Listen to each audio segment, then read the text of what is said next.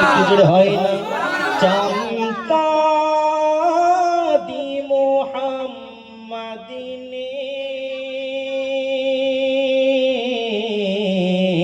तकदीर मदीने की रंगों से मुज़य्यन है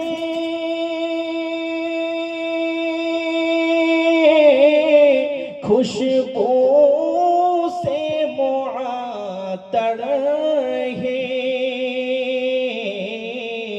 जुड़े बोले और एक जुड़े है रंगों से मुज़य्यन है खुशबू से मुअत्तर है लोगों मुझे पहना दो जंजीर मदीने की जुड़े बोले लोगों मुझे पहने दो जंजीर मदीने की किसी शान से फरमाई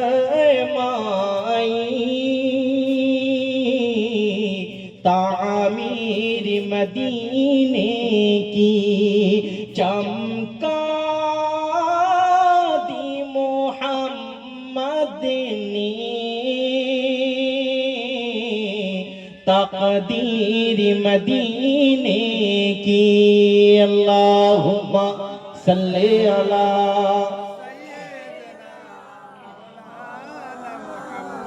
वाला आली सय्यिदिना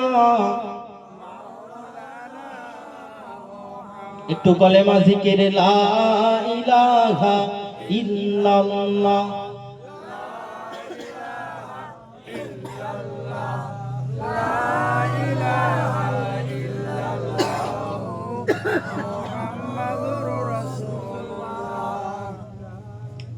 আলহামদুলিল্লাহ সর্বপ্রথম কৃতজ্ঞতা জ্ঞাপন করি সেই মহাদরিয়ান গরিয়ান সর্বশক্তিমান যিনি অমর অক্ষয় জলে স্থলে ভূচরে খেচরে সর্ব অবস্থায় বিরাজমান সকলে বলে আলহামদুলিল্লাহ তারই পরে যে নবীকে সৃষ্টি না করলে আমি আপনি কুল কায়নাত কিছুই সৃষ্টি হতাম না সেই মহামানবের প্রতি জানাই অসংখ্য দরুদের নজরানা সকলে একবার উচ্চ আওয়াজে মহব্বতের সাথে বলেন সাল্লাল্লাহু আলাইহি ওয়াসাল্লাম আজকের এই অনুষ্ঠানের সুযোগ্য সভাপতি এবং কমিটি ভাই বন্ধু এবং এই পাড়ার আটপুকুর গ্রামের সকল দিনদার নেককার পরেজগার মুসল্লি ভাই ও বাবাজি পর্দানাসী নাম বাজানো বোনেরা সকলকে জানাই আমার অন্তরস্থল থেকে শুভেচ্ছা অভিনন্দন যেহেতু রাত 10:30 গড়িয়ে গেছে কিন্তু মূলত জলসা দেওয়ার উদ্দেশ্য এবং এর করণীয় এর আদব সম্পর্কে যথেষ্ট আপনারা সচেতন তারপরে আমি দেখতে পাচ্ছি আমি অভাব বোধ করছি এই গ্রামে সকল যুবক তরুণ বয়োজ্যেষ্ঠ বয়োকনিষ্ঠ ব্যক্তিবর্গ মাহফিলে যেহেতু প্রতি বছর আপনারা দেন থাকেন জানেন মসজিদ যেমন নামাজ হলে মসজিদ যেমন ভরপুর করে কাতার দিয়ে লাইন দিয়ে দাঁড়িয়ে আল্লাহর ডাকে সাড়া দিয়ে নামাজ পড়তে যেমন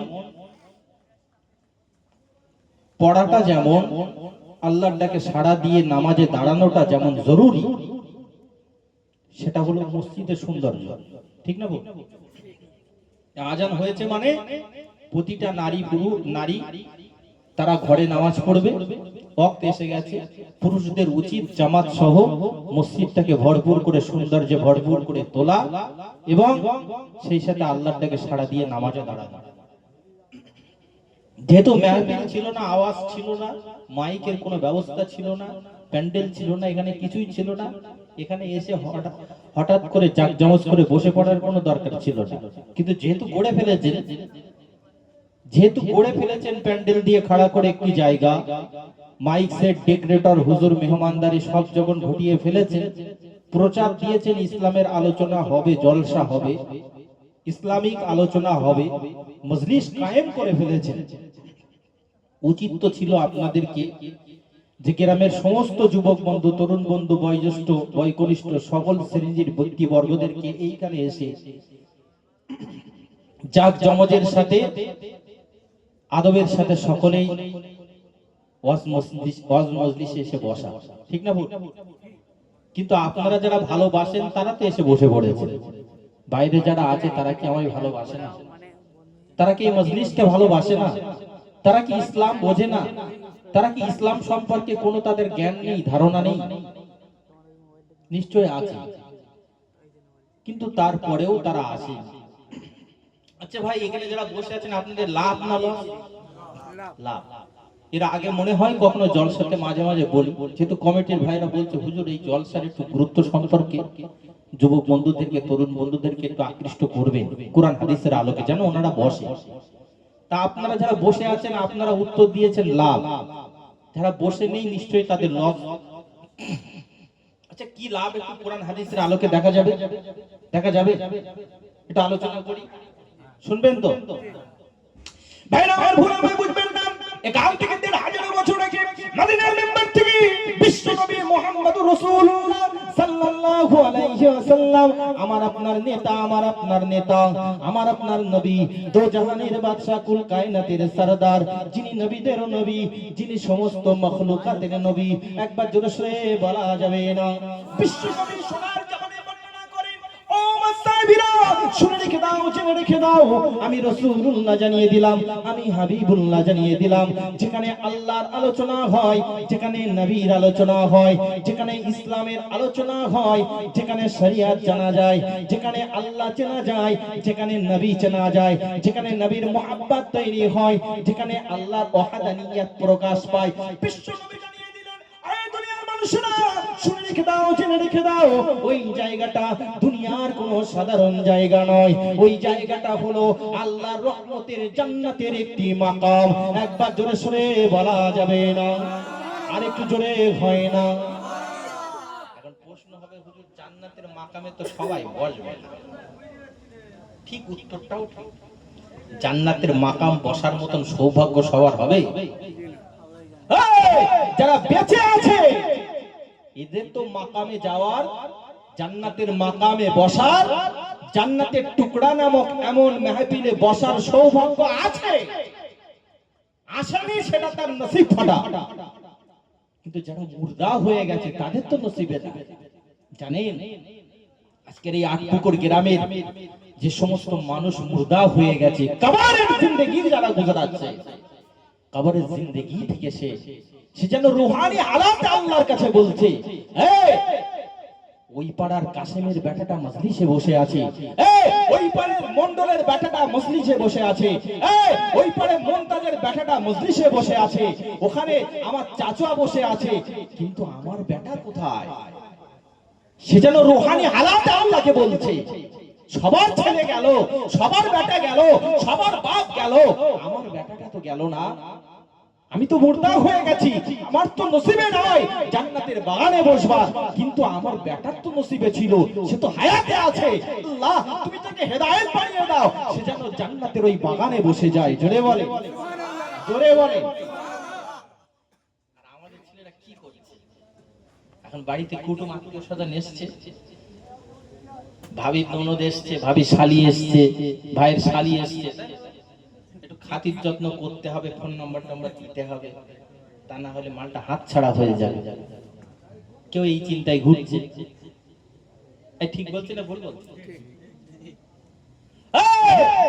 মুসলমান সাবধান হয়ে যান, জান্নাতের মাকামে বসবার সুযোগ আল্লাহ দিয়েছে, হায়াত আপনার আছে, জিন্দেগিতে, হায়াতে জিন্দেগিতে আল্লাহ যখন আপনাকে জিন্দা রেখেছে, আপনার এই সুযোগটা হাতছাড়া করেন না বাবা। হাতে না ধরে পায়ে ধরে, যেখানে ধরলে খুশি হন সেখানে ধরেই বলছি মাকামে বসেন। জান্নাতে বসবার কিন্তু সৌভাগ্য সবার হয় না। কবরে চলে যাওয়ার পরে আর জান্নাতে বসার সৌভাগ্য হবে না। তখন আমলের উপরে নির্ধারণ হবে জান্নাতে যাবে না জাহান্নামে যাবে। ঠিক না বলবা? ভাইরা ভুলে বুঝবেন না, এখান থেকে ১৫০০ বছর আগে মদিনার মেম্বার থেকে বিশ্বনবী মুহাম্মদুর রাসূলুল্লাহ সাল্লাল্লাহু আলাইহি ওয়াসাল্লাম সোনার জবানে বর্ণনা দেন। ও আমার সাহাবীরা শুনে রেখে দাও, জেনে রেখে দাও, যেখানে আল্লাহর কোরআনের আলোচনা হয়, যেখানে নবীর আলোচনা হয়, যেখানে ইসলামের আলোচনা হয়, যেখানে আল্লাহ চেনা যায়, যেখানে নবীর মহব্বত তৈরি হয়, বিশ্বনবী জানিয়ে দিলেন ওই জায়গাটা যেমন জান্নাতের টুকরা, তেমন করে ওই জায়গাতে যদি কোনো আল্লাহর বান্দা বান্দি ঘর থেকে যদি বার হয়ে যায় আর ওই মাকামে বসবার জন্য, ওই স্থলে বসবার জন্য, ওই গন্তব্যস্থলে বসবার জন্য কষ্ট মেহনত করে ত্যাগ স্বীকার করে যদি বসে যায়, বিশ্বনবী জানিয়ে দিলেন সাহালাল্লাহু মিন তুরুকিল জান্নাহ, আমার আল্লাহ জানিয়ে দিলেন ওই সমস্ত বান্দা বান্দির জন্য কাল কিয়ামতের কঠিন দিনে, মহান বিচারের দিনে, মহাবিচারের দিনে, যেদিন কেউ কারো কাজে আসবে না, যেদিন কেউ কারো কাজে আসবে না, আমি আল্লাহ তাআলা ওই সমস্ত বান্দা বান্দির জন্য আমি জান্নাতের রাস্তা সহজ করে দেব। একবার জোরে সুরে বলা যায় না? আরেকটু জোরে হয় না? এখানে বসলে ফায়দা কি হবে?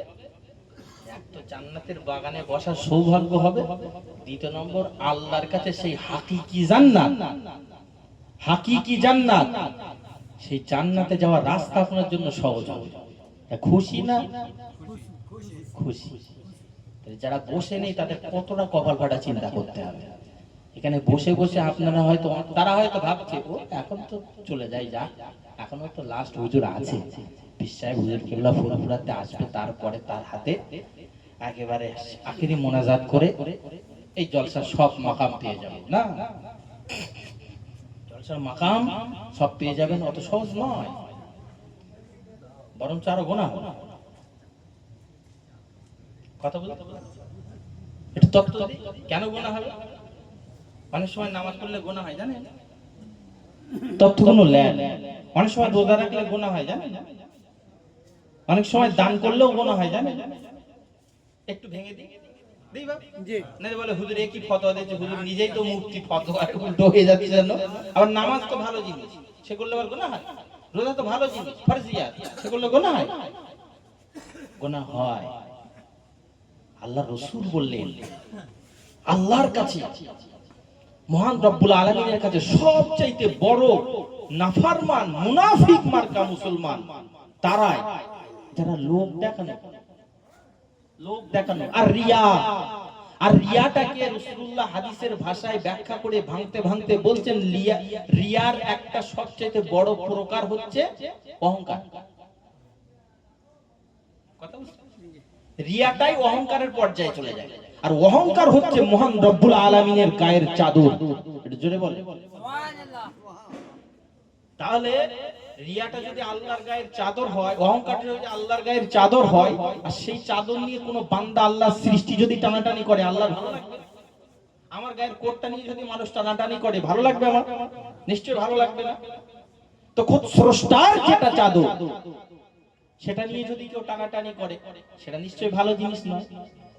তো যারা দেখবেন এই নিয়ত করে আসবে, এই নিয়ত করে আসবে যে আমি শেষ মোনাজাতে করব, লোক দেখানো, যাকে একটু হাজির হব, কথা বুঝলেন? লাস্টে আসার মানে কি, কেউ যেন বলতে না পারে আমি যাই না, তার মানে লোক দেখানো আসা, তাই কি না? তো লোক দেখানো আশাটা তাহলে কি হবে? গুনাহগারের দিকে যাবে। আর যদি খালিস নিয়ত থাকে, ইখলাস যদি থাকে, তার অন্তর যদি শুদ্ধি থাকে যে না আমি আজকের মজলিসে আমি অন্তর থেকেই বসবো এবং কিছু শিখবার আশাই বসবো, এবং কিছু পাওনা যদি আমার আল্লাহ যদি দেন বরকতান, সে পাওনা আমি উপলব্ধি করব, এবং আমি আমার মুর্দাদের রুহে সবরে সানির জন্য আমি বসবো। এটা জোরে বল সুবহানাল্লাহ। এরকম বসাটা ফায়দাদায়ক হবে। আর যদি লোক দেখানো হুড়োর মতো বসা হয় আর ওইভাবে শরীক হওয়াটা আল্লাহর কাছে কোনো গ্রহণযোগ্যতা পাবে না, বরঞ্চ আরো ক্ষতিকর। ঠিক নামাজ পড়া, আপনি মনে করছেন আপনি নামাজি, আমি একটু বেশি লম্বা কিরাত লম্বা বৈঠক করব, যাতে গ্রামের সব লোক যেন বলে ওই দেখ কি নামাজ পড়ছে, মসজিদে ঢুকলে বেরোতে চায় না, বিরাট নামাজ। আর আপনি এই নিয়ত করেই পড়ছেন লোকে যাতে আমার নামাজই বলে, তাহলে এটা লোক দেখানো। এই লোক দেখানোর নামাজটা রিয়ার পর্যায়ে পৌঁছে যাবে, আর সেটা ভবিষ্যতে আত্ম অহংকারীর পর্যায়ে পৌঁছে যাবে, আর এটা হবে গুনাহ। এই নামাজ ফায়দা হবে ইখলাসের সাথে, আত্মশুদ্ধির সাথে, খালিস নিয়তে, আল্লাহ আমায় দেখছে, আমি নচেত আল্লাহকে দেখতে পাবো, এরা নিয়ত করে যদি জান্নাত আল্লাহর ঘর মসজিদে দাঁড়িয়ে কেউ নামাজ পড়ে, একটা সিজদায় তার জান্নাতে যাওয়ার ওসিলা বেনে যাবে। জোরে বল সুবহানাল্লাহ। ঠিক রোজা একই জিনিস, 30টা রোজা আপনি রাখছেন পাবন্দির সাথে, মাশাআল্লাহ খুবই ভালো। নফল রোজাও রাখছেন, মাশাআল্লাহ খুবই ভালো। নিয়ত যদি আপনার থাকে স্বচ্ছ যে না আল্লাহর ফরজিয়াত পালন করছি, তাহলে বেঁচে গেছে। যদি আপনার মনে হয় গ্রামের লোক সবাই ইফতার দিচ্ছে, সবার ইফতার সবাই খায়, সবাই কি কেমন নাম ধামও বেশ হয় যে ওর ইফতার বিরাট মজাদার হয়েছিল, অমুক ইফতার দিয়েছিল, বিরাট ইফতার, কালকে আমি ইফতার দেবো, মসজিদে যে সিলেক্টের নাম লিখে দিয়েছেন 23-এর ইফতার আমার, কি 27-এর ইফতার আমার। এখন রোজা না রাখলে তো ইফতারে যাওয়া যাবে না। এখন মনে করছেন রোজা তো রাখতে হবে, তাই কষ্ট হোক যাই হোক 27-এর রোজাটা রাখি। 27-এর রোজা রাখলে এবং ইফতারে গেলে, আচ্ছা বলেন রোজাটা আল্লাহর জন্য হলো? নিশ্চয়ই না, লোক দেখানো হলো। আল্লাহ রাসূল বললেন এই সমস্ত লোক দেখানো রোজাদারদের আমার আল্লাহর কাছে কোনো গ্রহণযোগ্যতা নাই। এই জন্যই বলেছি রোজা রাখাও গুনাহ হয় কিছু কিছু ক্ষেত্রে। কথা বল, প্রতিটা ভালো জিনিসের নেগেটিভ দিক একটা আছে, যেমন পজিটিভ আছে নেগেটিভও আছে, আছে কি না?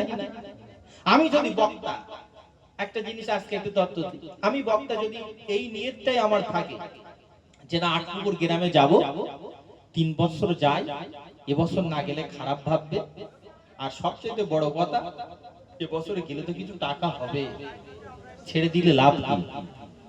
আর সবচেয়ে বড় কথা গেলে আমার সামনে ইউটিউবাররা থাকবে, বিভিন্ন জায়গার ইউটিউবাররা, তারা আমার ওয়াজ নসিহতটাকে বেশ ভালো করে এডিট করে সৌন্দর্য করে মানুষের কাছে পৌঁছে দেবে, মানুষ আমার সেটা উপস্থাপন পেয়ে আরো দুটো দাওয়াত আমার পড়বে, তাহলে অনেকটা আমার লাভ।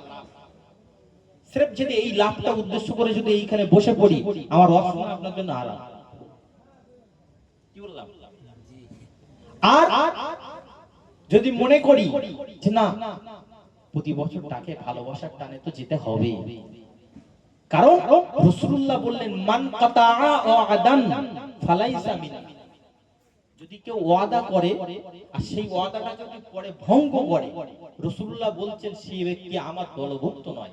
অতএব ওয়াদা যখন করেছি আমার ওয়াদার পরিপূর্ণ প্রচেষ্টা চালিয়ে যেতে হবে যেন ওয়াদাটা রক্ষা করতে পারি। কথা বুঝতে পেরেছেন? আর যদি আমি মজলিসে যে কিছু কোরআন হাদিসের বার্তা দিই আর কোন মানুষের ব্রেনে যদি সেটা ক্যাচ করে নেয়, অন্তরে যদি আসর পড়ে যায়, আর এই আটপুকুর গ্রামের যুবক তরুণ বয়োজ্যেষ্ঠ বয়কনিষ্ঠ মা বোন সকলে কারো না কারো যদি কোনো ফায়দা হয়, আর সে যদি আমার ওই কথার উপরে দাঁড়িয়ে ইস্তেকামাতের সাথে অটলতার সাথে যদি সে ঈমান আমল বাঁচিয়ে রেখে জীবন যাপন করতে পারে, একজন মানুষই আমার জান্নাতে যাওয়ার ওসিলা বনে যাবে। আজকের ওয়াজ শোনা আমার আপনাদের জন্য ফলদায়ক, ঠিক না? ঠিক। তাহলে ব্যাখ্যা যেমন পজিটিভ আছে নেগেটিভ আছে, কথা বুঝতে পারছেন? এই বিরক্ত লাগছে না তো? ভাইরান ভুলাই বুঝবেন না, এখান থেকে 1000 বছর আগে মদিনার মেম্বার থেকে বিশ্বনবী মুহাম্মদ রাসূলুল্লাহ সাল্লাল্লাহু আলাইহি ওয়াসাল্লাম সোনার জবানে বর্ণনা করেন। ও আমার সাহাবীরা শুনে রেখে দাও, জেনে রেখে দাও, যেখানে আল্লাহর কোরআনের আলোচনা হয়, যেখানে নবীর হাদিসের আলোচনা হয়, যেখানে দ্বীন শরীয়তের আলোচনা হয়, যেখানে নবী চেনা যায়, যেখানে আল্লাহ চেনা যায়, যেখানে মাসলা মাসাইল আলোচনা হয়, যেখানে আল্লাহর হুকুম আহকাম আলোচনা হয়, বিশ্ব নবী জানিয়ে দিলেন ওই জায়গাতে আল্লাহর কোন বান্দা বান্দি ঘর থেকে যদি পার হয়ে গন্তব্যস্থলে পৌঁছানোর জন্য যদি কষ্ট মেহনত করে, বিশ্বনবী জানিয়ে দিলেন তার প্রতিটি কদমে কদমে কদমে আল্লাহর ফেরেশতা জিবরিল আমিনের ডানা বিছানো থাকে। একবার জোরে সোরে বলা যায় না? ও দুনিয়ার মানুষরা শুনে রেখে দাও, জেনে রেখে দাও, যেখানে আল্লাহর আলোচনা হবে, যেখানে দ্বীন শরীয়তের আলোচনা হবে, যেখানে মজলিস ইসলামিক কায়েম হবে, যেখানে আল্লাহর কোরআনের আলোচনা হবে, ওই জায়গাতে আল্লাহর কোন বান্দা বান্দি যদি বসে যায়, যতক্ষণ না পর্যন্ত ঘরে পৌঁছে যায়, আমার আল্লাহ তাআলা তার জিন্দেগীর সমস্ত গুনাহ বন্ধ করে রাখেন। একবার জোরে সোরে বলা যায় না? শুধু তাই নয়, তাই নয়, তাই নয়, আমার আল্লাহ তাআলা ওই সমস্ত বান্দা বান্দির আমলনামায় অনাবরত অনাবরত অনাবরত সওয়াব লিপিবদ্ধ করতে থাকে। একবার জোরে সুরে বলা যায় না? পৃথিবীর যত গুনাহ আছে, মানুষ রূপে যত মানুষ গুনাহ করে, মনুষ্য জাতি যত গুনাহ করে, মনুষ্য জাতি যত গুনাহ করুক না কেন, যখন মেহফিলে বসে যায়, পৃথিবীর সমস্ত গুনার দরজাগুলো আপনার জন্য এই মুহূর্তের জন্য স্টপ আছে কি নেই? আপনি দেখেন বসে আছে, অন্য জায়গায় বসে থাকলে দুটো কথা বলতে বলতে মিথ্যা বেরিয়ে যেত। হ্যাঁ, কিছু কারণ কোন আপনার মনে করেন গালমন্দ কোনো একটা বেফাস কথা বলা পড়ে যেত। আপনার ঘরের মধ্যে থাকলে আপনার স্ত্রীর সঙ্গে কোনো একটা বিয়াদবি হয়ে যেত, আপনার বাপের সাথে বিয়াদবি হয়ে যেত, মায়ের সাথে বিয়াদবি হয়ে যেত, বাচ্চাদের লালন পালনে কোনো ত্রুটি হয়ে যেত। যতক্ষণ বসে আছেন এই সব গুনাহ থেকে তো আল্লাহ আপনাকে হেফাজত রেখেছে, ঠিক না বল? ভাইরা মহান রব্বুল আলামিন আমাদের জন্য অনেক সুন্দর সুন্দর বানিয়ে রেখেছে, আমরা সেগুলো অনুভব করতে পারি না। এত বলছি তারপরেও দেখেন যুবক বন্ধু তরুণ বন্ধুদের কোনো খবর নেই। তারা জানে শেষ বেলাতে গেলেই যথেষ্ট। কথা বুঝতে পারছেন? তা না হলে এই মজলিস আমি দেখেছি এই মজলিস পুরো কানায় কানায় ভরে থাকতো কি থাকতো? ঠিক যখন দান তোলা হবে দেখবেন তখন কিছু মানুষ আসবে, মন থেকে তারা চায় যে কাজটা হোক, কিন্তু আমার যেন বসতে না। মসজিদে দান করব, মসজিদ কারুকার্য করব, সৌন্দর্য করব, সবকিছু ঠিক আছে, কিন্তু নামাজে যদি না হয়। আচ্ছা, এর মতো পাগল আর কেউ আছে? আমি ঘর করব, বিরাট কষ্ট করে সারা বছর ইনকাম করে, ত্যাগ স্বীকার করে, পায়ের ঘাম মাথার ঘাম নাকের ঘাম সব এক জায়গায় করে বিরাট সুন্দর একটা বালাখানা করলাম, বিয়েও করলাম, বউটাও ঘরে রয়েছে, ঘরেটা আমার থাকতে ইচ্ছা হবে না? হবে না? ইচ্ছা হবে তো? তাহলে আমরা কেমন মুসলমান? সব করলাম, সব রেডি, বউ বসেই দিয়েছি, কিন্তু যদি কেউ এইখানে এসে যদি অন্য কেউ বাস করে, শয়তান যদি কে ঘর দখল করে, শয়তান যদি যে মসজিদ দখল করে, ভালো লাগবে? মানিকের নিশ্চয় ভালো লাগবে না? একটু বুঝতে শিখুন, একটু বুঝতে শিখুন। আর বলবো এবার আসি দু চার কথা আজকের আলোচনা। একটু দরুদ শরীফ পড়েন মুহাম্মদ, আল্লাহুম্মা সাল্লি আলা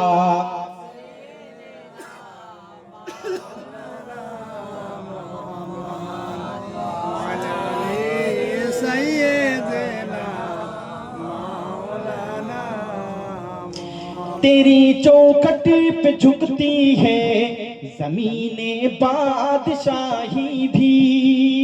জোরে বলে নবী পাকের রওজায় সমস্ত মানুষকে হাজিরা দিতে হয়। যারা হাজি আছেন তারা জানেন যে কাবা শরীফ তওয়াফ করার পরে মক্কা শরীফে সব হজ হয়ে যায়, কিন্তু মক্কা শরীফে সব হজ হয়ে যাওয়ার পরেও মদিনা শরীফে হজটা কবুল হওয়ার ব্যাপারে আমার আল্লাহ পাক ঝুলিয়ে রাখেন। এটা জোরে বলে সুবহানাল্লাহ। যখন হাজী মদিনার মসজিদে নববীতে যখন নামাজ পড়ে সিজদা দেয়, আল্লাহ তার অটোমেটিক আমলনামাতে 1 থেকে 100 গুণ 70 গুণ বেশি সওয়াব লিখতে থাকেন। জোরে বলে সুবহানাল্লাহ। যখন হাজী মক্কা সব হজের রুকুনগুলো পালন করার পর যখন মদিনার মেম্বারে যে আমার নবী পাককে যখন সালাতু সালামের নজরানা পাঠায়, আমার আল্লাহ তাআলা খুশি হয়ে তার হজ কবুল করে নেওয়ার দায়িত্ব নেন। জোরে বলে সুবহানাল্লাহ। কবি লিখছেন, तेरी चौखट पे झुकती है जमीने बादशाही भी, तेरी चौखट पे झुकती है जमीने बादशाही भी, हकीकत में मेरे आका शहंशाह जहां तू है, हकीकत में मेरे आका शहंशाह जहां तू है, माना गुम्बदे खजरा कि ज़ेरे आसमां तू है, मेरा ईमान कहता है कि सारे दो जहां तू है। अल्लाहुम्मा सल्ले अला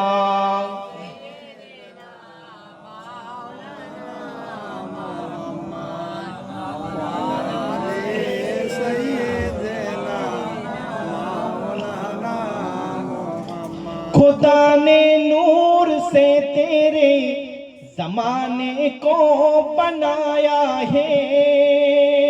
जोरे बोल, আরেকটু জোরে বল। আমার আল্লাহ তাআলা আমার নবী পাকের নূর দ্বারা গোটা বিশ্ব সৃষ্টি করেছে, তাই না বাবা? এটা সুবহানাল্লাহ আসতে বলবেন। হ্যাঁ, নবী পাকের নূর দ্বারা সৃষ্টি গোটা পৃথিবী, আসমান জমিন, বৃক্ষরাজি, 18,000 মখলুকাত। জোরে বলেন না সুবহানাল্লাহ। কবি লিখছেন, खुदा ने नूर से तेरे जमाने को बनाया है, खुदा ने नूर से तेरे जमाने को बनाया है, हकीकत में मेरे आका शहंशाह जहां तू है। जोरे बोले, हकीकत में मेरे आका शहंशाह जहां तू है, माना गुम्बदे खजरा कि ज़ेरे आसमां तू है, मेरा ईमान कहता है कि सारे दो जहां तू है। अल्लाहुम्मा सल्ले अला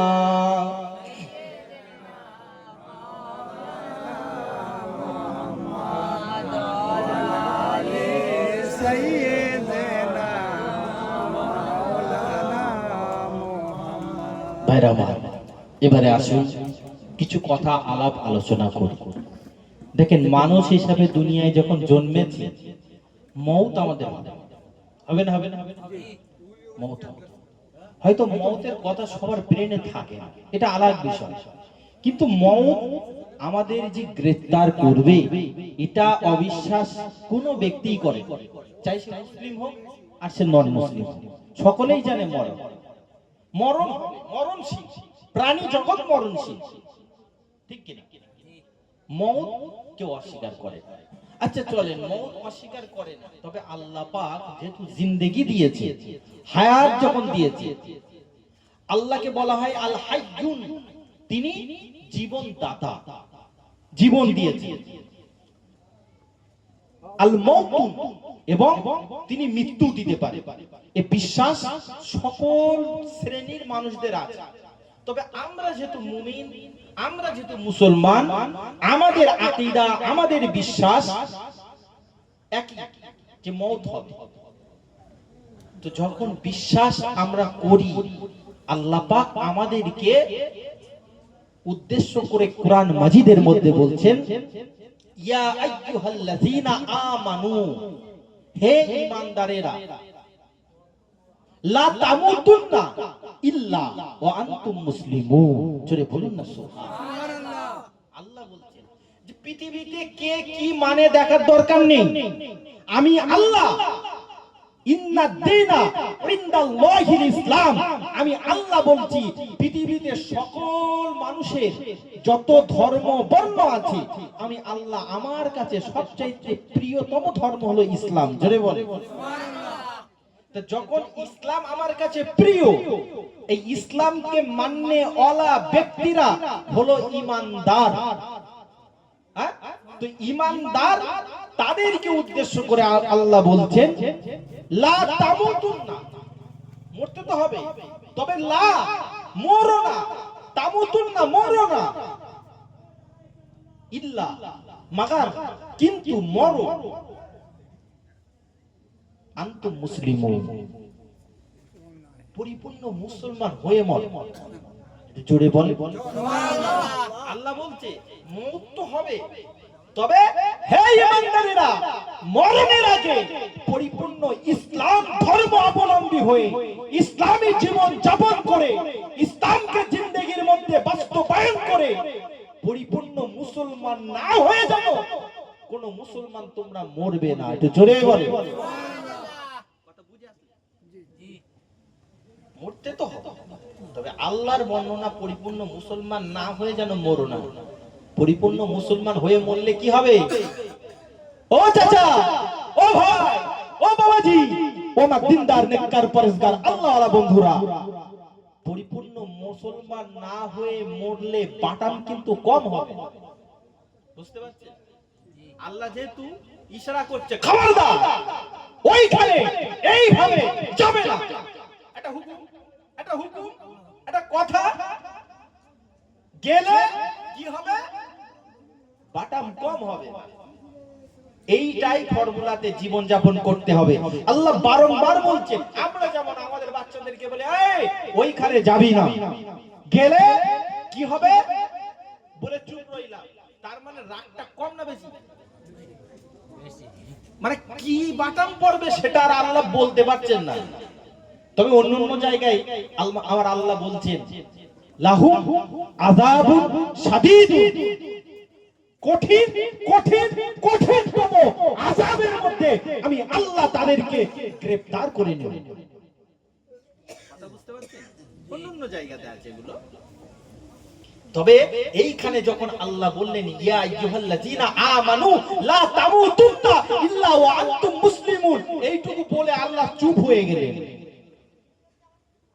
মানে মুসলমান না হয়ে বান্দা যেন আমার কবরে আসবে না, আসলে কি হবে এগুলো আর বললেন না। মানে রাগটা কম নয়।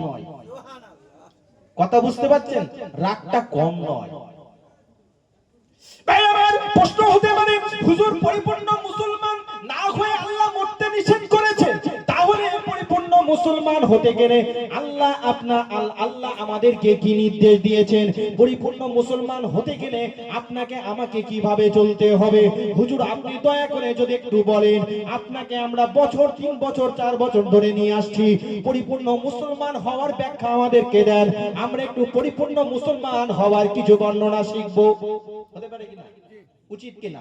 পরিপূর্ণ মুসলমান হতে গেলে আমার উত্তর হবে, ও দুনিয়ার মানুষেরা শুনে রেখে দাও, জেনে রেখে দাও, ও 8 গণার মানুষেরা, ও 8 পুকুরের মানুষেরা শুনে রেখে দাও, জেনে রেখে দাও, বিশ্ব নবী মুহাম্মদুর রাসূলুল্লাহ সাল্লাল্লাহু আলাইহি ওয়াসাল্লামের একটি হাদিস আপনাদেরকে বলে দিয়ে যায়, একটি হাদিস আপনাদেরকে বলে দিয়ে যায়, নবী পাকের একটি বাণী আপনাদেরকে শুনিয়ে দিয়ে যায়। বিশ্ব নবী জানিয়ে দিয়েছিলেন, এখান থেকে 1500 বছর বেশি আগে নবী পাক মদিনার মিম্বারে জানিয়ে দিয়েছেন, মান সালিমাল মুসলিমুনা ওয়া লিসানিহি ওয়া ইয়াদিহি ওয়া ইয়াফকাহু কওলি। বিশ্ব নবী জানিয়ে দিয়েছেন, ও দুনিয়ার মানুষেরা শুনে রেখে দাও, জেনে রেখে দাও, একজন পরিপূর্ণ মুসলমান হতে গেলে, একজন পরিপূর্ণ মুসলমান হতে গেলে তার জন্য শর্ত রয়েছে, তার হাত তার জবান যেন সুরক্ষিত থাকে, অপর কোন মুসলমানের কষ্ট দেওয়া হতে। মুসলিমুনা ওয়া লিসানিহি ওয়া ইয়াদিহি ওয়া ইয়াফকাহু কওলি। আল্লাহ রাসূল বলছেন পরিপূর্ণ মুসলমান ওটা হতে গেলে শুধু তোমার হাত তোমার জবান কন্ট্রোল রাখো, যেন কোনো মানুষ্য জাতি, কোনো মুসলমান মানুষ্য জাতি, আল্লাহর কোনো বান্দা বান্দি, প্রাণী জগৎ, সব প্রাণী জগতে যত জিনিস আছে সবাই আপনার হাত জবান থেকে যেন নিরাপদ থাকে। জোরে বলে। তার মানে আপনার হাতটা কি করতে হবে? মারপিট করতে হবে, ঢিসুন ঢিসুন। আপনার জবান কি করতে হবে? বোবা হয়ে বসে থাকতে হবে না গাল দিতে হবে? আল্লাহ রাসূল বলেন, কত সুন্দর চমকপ্রদ একটি কথা, কত মিষ্টি কথা। আল্লাহ রাসূল বলছেন, যাও তোমরা হাতটাকে সংযত রাখো, জবানটাকে সংযত রাখো, কোনো মানুষ যেন কষ্ট না পায়, কোনো প্রাণী জগৎ যেন কষ্ট না পায়, তুমি পরিপূর্ণ মুসলমান হয়ে গেলে। কথা বুঝতে পারছেন?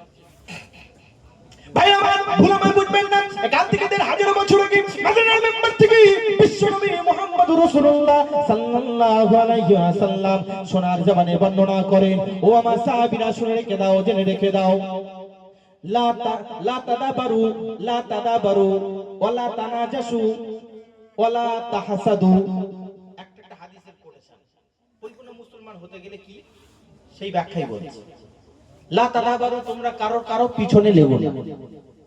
হাদিসের একটি বর্ণনা, লা তাদাবারু, তোমরা কেউ কারো পিছনে লাগবে না। যদি কোনো মুসলমান কেউ কারোর পিছনে না লাগে, সে ব্যক্তি পরিপূর্ণ মুসলমান। একটু জোরে বলে।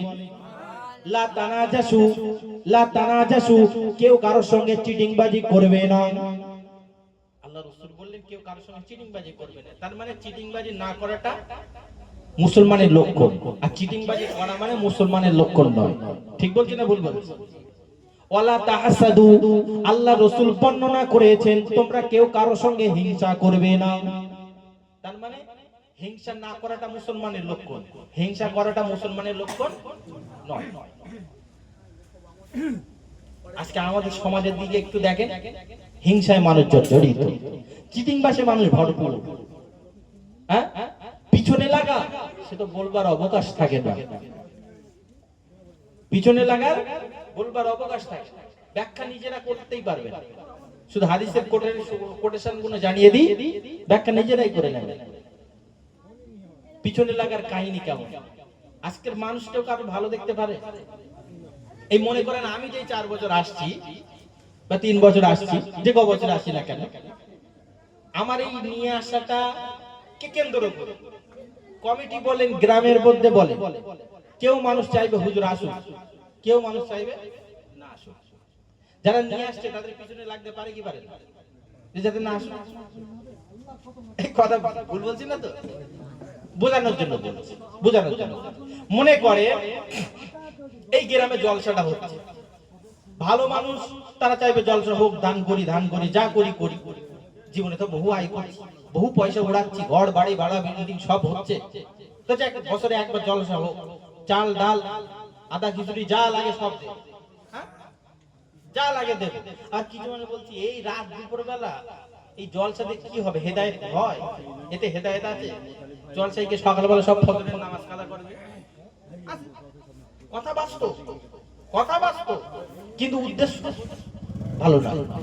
বলবো জলসা দিয়ে কোনো লাভ নেই, তার সাথে বেকার ওইসব করতে হবে না, ও তার চাইতে ওই সব অন্য কিছু করে। মসজিদের ইমাম সাহেব আছে, ওখানে যে মিলাদ পড়ালি হয়ে যাবে। এই জলসার পিছনে লাগার কাহিনী পাল্টে যেতে পারে। এই করে করে অনেক গ্রামে জলসা হয় না জানেন? 40 বছর 50 বছর 60 বছর 70 বছরের জলসা পর্যন্ত এরকম দলাদলি করে বন্ধ হয়ে গেছে। ঠিক বলছি না ভুল বলছি? এটাকে বলে পিছনে লাগা।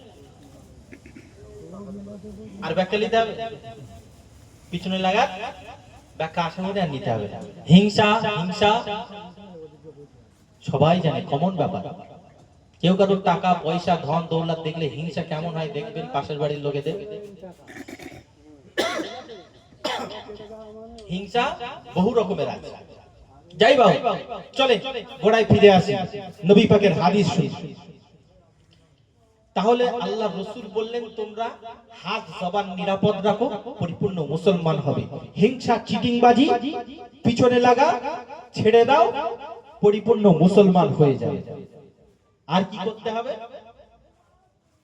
লা ইউমিনু আহাদুকুম হাত্তা আকুনা আহাব্বা ইলাইহি মিন ওয়ালিদিহি ওয়া ওয়ালাদিহি ওয়ান নাসি আজমাইন। একবার জোরে সরে বলা যাবে না?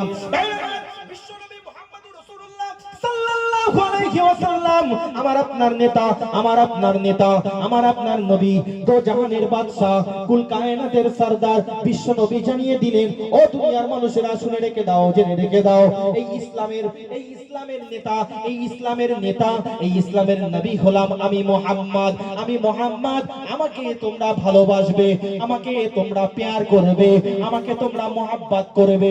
যদি কোনো বান্দা বান্দি আমাকে তার বাপ দাদা তার 14 গোষ্ঠীর রক্তের মানুষ তাদের থেকে যদি আমার ভালোবাসা আমি নবী মুহাম্মদ আমার প্রতি যদি বেশি হয়, বিশ্ব নবী জানিয়ে দিলেন ওই ব্যক্তি হলো পাক্কা ঈমানদার মুসলমান।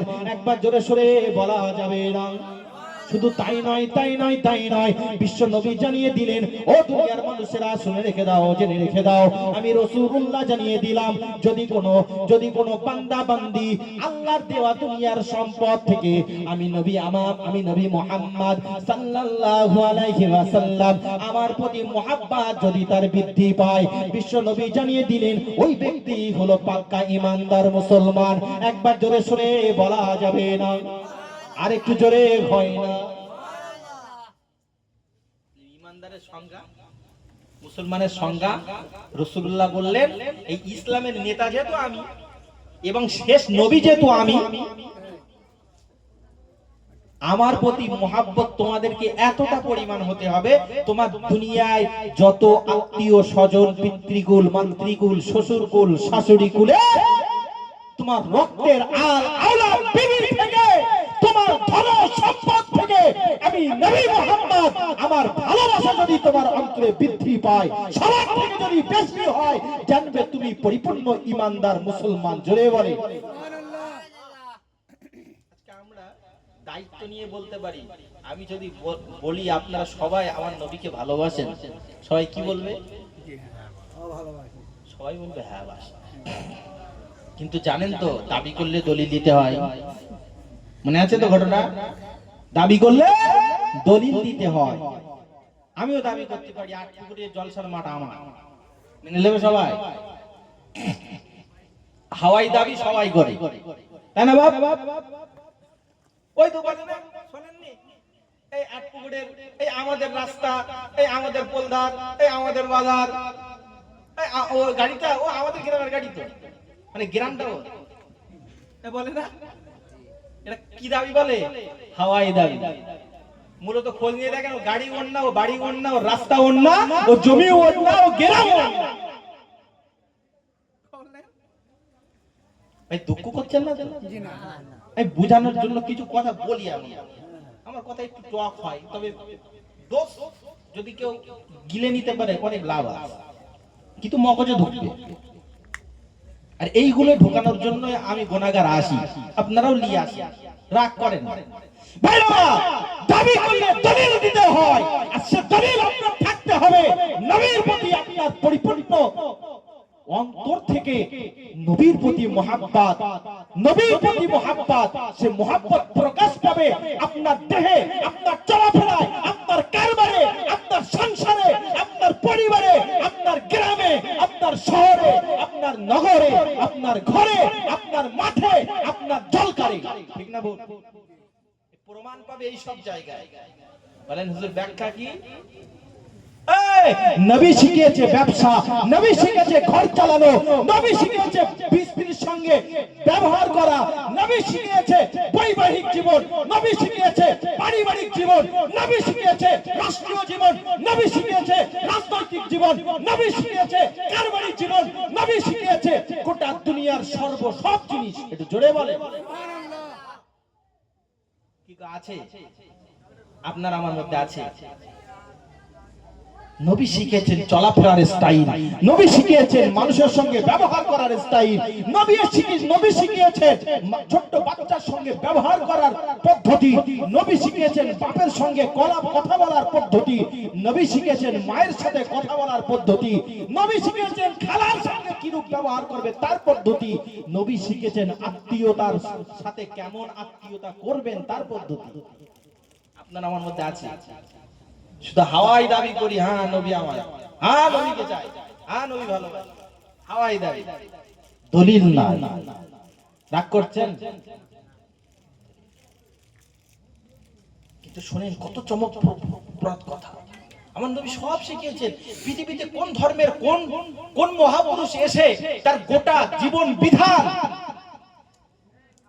জন্ম থেকে মৃত্যু পর্যন্ত কে এ টু জেড শিখিয়েছে আমার জ্ঞানের বাইরে? তবে আমি জানি মুসলমানদের নেতা, আমি জানি গোটা বিশ্বের নেতা, আমি জানি কুল কায়নাতের নেতা আমার নবী মুহাম্মদুর রাসূলুল্লাহ গোটা পৃথিবীর সব জিনিস শিখিয়েছেন। জোরে বলে, জোরে বলে। অথচ জিন্দেগি কিন্তু হাজার হাজার লাখ লাখ বছর নয়, মাত্র 62 বছরের জিন্দেগিতে। এটা জোরে বলা যায় না? সুবহানাল্লাহ। মাত্র 62 বছরের হায়াতে জিন্দেগিতে 40 বছর পরে নবুয়ত পেয়েছে, নবীত্ব দাবি 40 বছর পরে পেয়েছে। এটা জোরে বলে সুবহানাল্লাহ। তাহলে 40 বছরে কিন্তু নবীর জীবনই নয়, 40 বছরের পর থেকে 50 60 আর 3 মানে 23 বছর। 23 বছরে আমার নবীর মুখের বাণী, আমার আল্লাহর বাণী গোটা পৃথিবীর মুখে এমন ভাবে ছড়িয়ে দিয়েছে, 100 কোটি মানুষের মধ্যে আজকে 80 কোটি মুসলমান। জোরে বলে সুবহানাল্লাহ, জোরে বলে সুবহানাল্লাহ। পৃথিবী রাজত্ব করছে মুসলিমরা, ঠিক না বল? দুটো তিনটে চারটি দেশ শুধু নন মুসলিম দেশ। আবার যেন ভেবে বসে থাকেন না শুধু হিন্দুদের। হিন্দু একটি ধর্ম, খ্রিস্টান একটি ধর্ম, হ্যাঁ, ইহুদি একটি জাতি, একটি ধর্ম, নাসারা একটি ধর্ম, কথা বুঝলেন? জৈন একটি ধর্ম, ঠিক মুসলিম একটি ধর্ম, কথা বুঝলেন?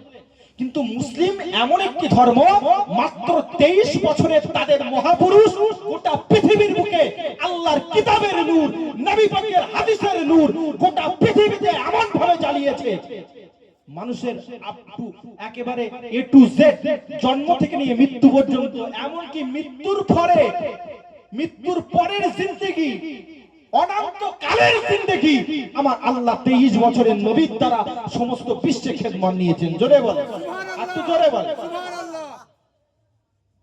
সেই নবী পাককে আমরা পেয়েছি, হাওয়াই দাবি করি শুধু ভালোবাসা, কিন্তু সুন্নাত আমাদের মধ্যে না, নবীর তরিকা আমাদের মধ্যে না, নবীর আদর্শ আমাদের মধ্যে না। ঠিক বলছি না ভুল বলছি? আমার রাসূলুল্লাহ সাবধান করেছেন, সব যখন প্রচার শেষ, আখেরি টাইমে, শেষ টাইমে আমার নবী সাহাবীদেরকে লক্ষ লক্ষ লক্ষ লক্ষ সাহাবীদেরকে নিয়ে তিনি মদিনার মেম্বার থেকে ঘোষণা দিয়েছেন। কি ঘোষণা জানেন? ও দুনিয়ার মানুষেরা শুনে রেখে দাও, জেনে রেখে দাও, ভুল আমায় বুঝবেন না, রাগ আমার উপরে করবেন না, আমি আপনাদেরকে হাতে না ধরে পায়ে ধরে বোঝাতে চাইছি, একটু মাথা ঠান্ডা রেখে শুনুন, একটু ঠান্ডা মাথায় বুঝুন। বিশ্ব নবীর হাদিসের মধ্যে বর্ণনা করছেন, বিশ্ব নবী হাদিসের মধ্যে আপনাকে আমাকে বাঁচানোর জন্য আল্লাহর কাছে বলছেন, আল্লাহর কাছে সব সময় রোনা জারি করে, ইয়া হাবলি ইয়া উম্মতি, ইয়া হাবলি উম্মতি উম্মতি, ইয়া হাবলি উম্মতি উম্মতি। আল্লাহ আমি দুনিয়া ছেড়ে চলে যাব, আমি আপনার ডাকে সাড়া দিয়ে চলে যাব, কিন্তু আল্লাহ আমার উম্মতের উপায় কি হবে, আমার উম্মতের উপায় কি হবে, আমার উম্মতের উপায় কি হবে, এই বলে সব সময় আল্লাহর নবী রোনা জারি করেছিলেন, চোখের পানি top top top top top top করে জমিনে ফেলে দিয়েছেন।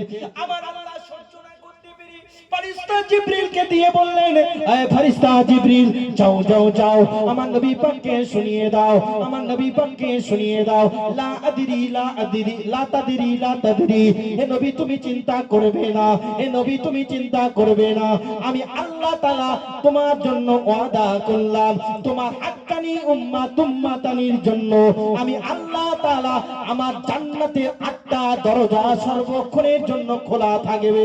একবার জোরে সরে বলা যাবে না? তবে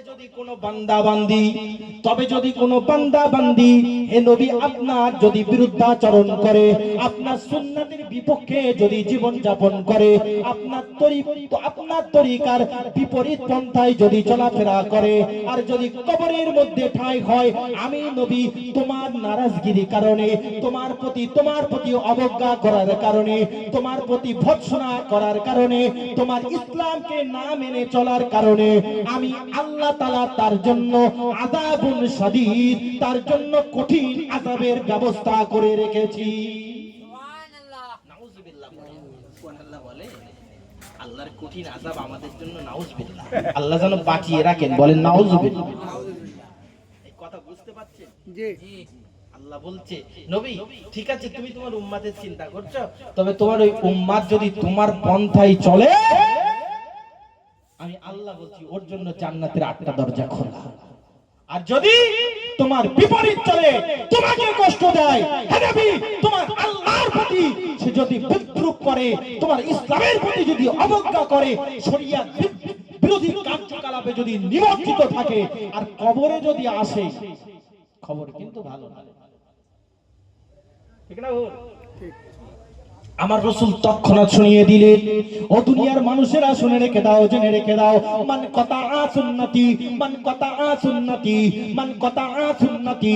যদি কোন বান্দা বান্দি আমি আল্লাহর নবী আমার যদি সুন্নাতের বিপরীত চলে, আমার সুন্নাতকে যদি অবজ্ঞা করে, আমার সুন্নাতের বিরোধিতা করে, সুন্নাতকে যদি ধ্বংস করে দেয়, তার জীবন যাপন থেকে আমার সুন্নাতকে যদি উড়িয়ে দেয়, রাসূলুল্লাহ জানিয়ে দিলেন, ফালাইসা মিন্না, ফালাইসা মিন্না, ফালাইসা মিন্না। ওই ব্যক্তি আমার দলের মানুষ নয়, ওই ব্যক্তি আমার দলের মানুষ নয়। কথা বুঝতে পারলেন? জি। আল্লাহর রাসূল বললেন, ঠিক আছে আল্লাহ, তাহলে আমি বান্দাদের আমার উম্মতকে শুনিয়ে দিই এই কাহিনীটা, যে আমার হুকুম মোতাবেক চললে পরিত্রাণ আছে, আমার হুকুমের বিরোধিতায় চললে খবর খারাপ। তাই রাসূলুল্লাহ বললেন, ঠিক আছে আমি আমার উম্মতদেরকে একটু সতর্ক করে দিই। কি সতর্ক? রাসূল বলছেন, মান কাতাআ সুন্নতি, যদি কেউ আমার উম্মতের মধ্যে আমি রাসূলুল্লাহ আমার সুন্নাতের বিরোধিতা চলে, সুন্নাতের বিপরীত চলে, আমি রাসূলুল্লাহ বললাম কাল কিয়ামতের মাঠে আমি তাদেরকে বলবো, ফালাইসা মিন্না, তুমি তো আমার দলের মানুষ না। বলেন উপায় কি হবে? কাল কিয়ামতের মাঠে সমস্ত নবীদের উম্মতরা এক একটা লাইনে থাকবে, এক একটা কাতার হবে, একটা দল হবে, গোষ্ঠী হবে।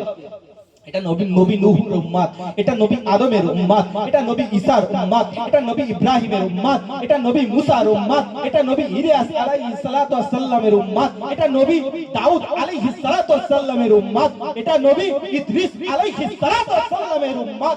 এইভাবে সব যখন ফারাক থাকবে, তাফরিক থাকবে, গোষ্ঠী যখন থাকবে, নবী মুহাম্মদুর রাসূলুল্লাহর উম্মত সেদিন থাকবে। আর সেই উম্মতের খাতা থেকে রাসূলুল্লাহ সব ছাঁটাই করবে। যারা রাসূলের দুনিয়ার জিন্দেগিতে, যারা হায়াতের জিন্দেগিতে রাসূলের সুন্নাত অনুযায়ী জীবন যাপন করেছেন, তাদেরকে রাসূলুল্লাহ তার দলে টেনে নেবেন না। আল্লাহ এ আমার উম্মত, আল্লাহ এ আমার উম্মত, আল্লাহ এ আমার উম্মত। আর যারা জীবন যাপন করেছেন, সুন্নাতের বিপরীত যারা জীবন যাপন করেছেন, আমার রাসূলের তরিকার নেগেটিভ যারা জীবন যাপন করেছেন, আমার রাসূলুল্লাহ বললেন, এ আমার দলের না, এ আমার দলের না, এ আমার দলের না, ও আমার দলের না, এ আমার দলের না। বলেন সেদিন আপনার আমার উপায় কি হবে?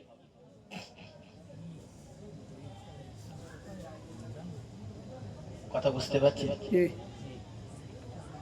ইয়াউমা লা ইয়ানফাউ ওয়ালা বানুন, আল্লাহর কোরআনের আয়াত। সেদিন আপনি ভাবছেন আপনার দুনিয়াতে এত বড় ছেলে, ঘরে ঝামেলা হলে 10টা লাঠি এক জায়গায় হয়ে যেত, আপনি বেঁচে যেতেন? হ্যাঁ, কাল কিয়ামতের মাঠে এরকম পরিস্থিতি আপনার ছেলে পিলে হয়তো আপনার কাজে আসবে না। সেদিন আপনার বেটা বেটি কেউ কাজে আসবে না, সেদিন রক্তের মানুষ কেউ কাজে আসবে না। বেটা বাপের হবে না, বাপ বেটার হবে না, স্ত্রী স্বামীর হবে না, স্বামী স্ত্রীর হবে না, বাপ মায়ের হবে না, মা বাপের হবে না। আল্লাহর কোরআন পরিষ্কার ঘোষণা দিয়েছেন, সেদিন একমাত্র আপনার আমার জন্য কল্যাণকর হবে আমার নবী মুহাম্মদ। জুড়ে বলেন আমার নবী। সেদিন নবী পাক ছাড়া কোনো উপায় হবে না। এখন প্রশ্ন হবে, হুজুর সুন্নাত, প্রশ্ন হবে, হুজুর মুসলমান তো হলাম, হ্যাঁ, নসিহতের মধ্য দিয়ে মুসলমান তো হলাম, তাহলে সুন্নাত আবার কি জিনিস? সে না থাকলে আবার হাসরের মহাময়দানে আল্লাহ রাসূল আমাদেরকে সব দল থেকে বের করে দেবে? প্রশ্ন আসে কি? সুন্নাত কি জিনিস? বুঝবেন না, বিশ্ব নবী মুহাম্মদুর রাসূলুল্লাহ সাল্লাল্লাহু আলাইহি ওয়াসাল্লাম সম্পর্কে মহান রব্বুল আলামিন কোরআন শরীফের মধ্যে জানিয়ে দিয়েছেন, মা আতাকুমুর রাসূলু ফাখুযু ওয়া মা নাহাকুম আনহু ফান্তাহু। বিশ্ব নবী সম্পর্কে জানিয়ে দিয়েছেন, ও দুনিয়ার মানুষেরা শুনে রেখে দাও, জেনে রেখে দাও, আমি নবী মুহাম্মদুর রাসূলুল্লাহ সাল্লাল্লাহু আলাইহি ওয়াসাল্লামকে দুনিয়ার জমিনে পাঠিয়ে দিয়েছি। আমার নবী মুহাম্মদ তোমাদেরকে যেগুলোকে আদেশ করে দেয়, যেগুলোকে হুকুম করে, আমার নবীর হুকুমগুলো তোমরা মান্যতা দেবে। আর আমার নবী যেগুলোকে তোমাদেরকে নিষেধ করে, আমার নবীর নিষেধাজ্ঞাগুলো তোমাদের জীবন থেকে বিতাড়িত করবে। একবার জোরে সরে বলা যাবে না সুবহানাল্লাহ। আমার নবীর হুকুমগুলোকে মানতে হবে, আমার নবীর হুকুমগুলো মানতে হবে, আর নিষেধগুলো ছাড়তে হবে। এই হুকুমগুলো মানার নাম হলো আমার রাসূলের সব তরিকা, সব সুন্নাহ। আমার নবীর সব তরিকা, সব সুন্নাহ। আর একটু পরিষ্কার করে দিই, আচ্ছা বলেন তো, কোন মৌলভী সাহেব, ইমাম সাহেব, পীর সাহেব, আলেম সাহেব, হাফেজ সাহেব এইরকম মাহফিল ইসলামিক স্টেজে উঠে কেউ বলেছে নামাজ পড়া যাবে না, রোজা রাখা যাবে না, হজ করা যাবে না, দান করা যাবে না, সাদকা করা যাবে না, এরকম কেউ বলেছে? সবাই কি বলে? নামাজ পড়ো, বেঁচে আছো নামাজ পড়ো, রোজা রাখো, হজ করো, যাকাত দাও, দান করো, পয়সা থাকলে হজ করো, পয়সা থাকলে যাকাত দাও, বলে কি বলে? মদ খেও না, লটারি কেটো না, জুয়া খেলো না, চিটিংবাজি করো না, হিংসা করো না, মানুষের পিছনে লাগা করো না। সবারই নিষেধের বাড়ি থাকে আর আদেশের বাড়ি থাকে, থাকে কি থাকে না? তো আল্লাহর কোরআনের মধ্যে আমার আল্লাহ জানিয়েছেন, আমার নবী তোমাদেরকে আদেশ করে আদেশগুলোকে আঁকড়ে ধরে, নিষেধগুলোকে ছেড়ে দাও। তাহলে আদেশগুলো হলো সবটাই আমার নবীর সুন্নাহ। যত ওয়াজ নসিহত হয় সব বক্তারাই কিন্তু এই কোটেশনের উপরে দাঁড়িয়ে থেকেই কথা বলে, যে যেমন এই কথা বলে, এই কোটেশনের উপরে দাঁড়িয়ে থেকেই কথা বলে, রাসূলের আদেশ আর নিষেধ নিয়েই কথা বলে। এখন কথা হলো, আদেশ আর নিষেধের উপরে কথা বলে, তাহলে আজকে আপনি সমাজের দিকে খেয়াল করেন, আমরা সকলেই জানি নামাজ, রোজা, হজ, যাকাত, দান, সাদকা, খয়রাত, বাপ মায়ের সেবা, ছোটদের স্নেহ, ভালো কাজে দান ধন করা, সব ভালো কাজ আমার রাসূলুল্লাহ সব বলেছেন এগুলোকে করতে হবে। এগুলোকে পালন করা মানে আপনি সুন্নাতের উপরে অটল কায়েম ইস্তেকামাত রইলেন। আর যত চুরি, ডাকাতি, ছিনতাই, রাহাজানি, ফড় খেলা, আল খেলা, দৌড় খেলা, হিংসা, চুরি, ডাকাতি, ছিনতাই, রাহাজানি, খুন খারাপি সব আমার রাসূলের নিষেধ, কমন ব্যাপার। এগুলো নিষেধ, এগুলোকে ছেড়ে দেওয়ার নামই হলো ইমানদার, এগুলোকে ছেড়ে নেওয়ার নামই হলো মুসলমান। আজকে আমাদের সমাজে কি হয়, যত সব নিষেধগুলো আমরা ধরে রেখেছি আর আদেশগুলো সব ছেড়ে উল্টো। যত নিষেধগুলো সব জীবনে বাস্তবায়ন করেছি আর যত আদেশগুলো সব ছেড়ে। যেমন কি রাখো, রাসূলুল্লাহ কোনদিন দাড়ি কাটতে বলেছেন? অথচ আমরা দাড়ি কাটি, মানে যেটা নিষেধ সেটা ধরে গেছি। রাসূলুল্লাহ সব সময় বলেছেন সুন্নাতের পাবন্দী হও। আচ্ছা সুন্নাতের পাবন্দির মধ্যে মেসওয়াক করা সুন্নাত, আমরা জানি না? আচ্ছা মেসওয়াক করি আমরা? মেসওয়াক করা হয়? বলেন কজনে মেসওয়াক করে? হাত তোলেন দেখি, কজনে মেসওয়াক করে?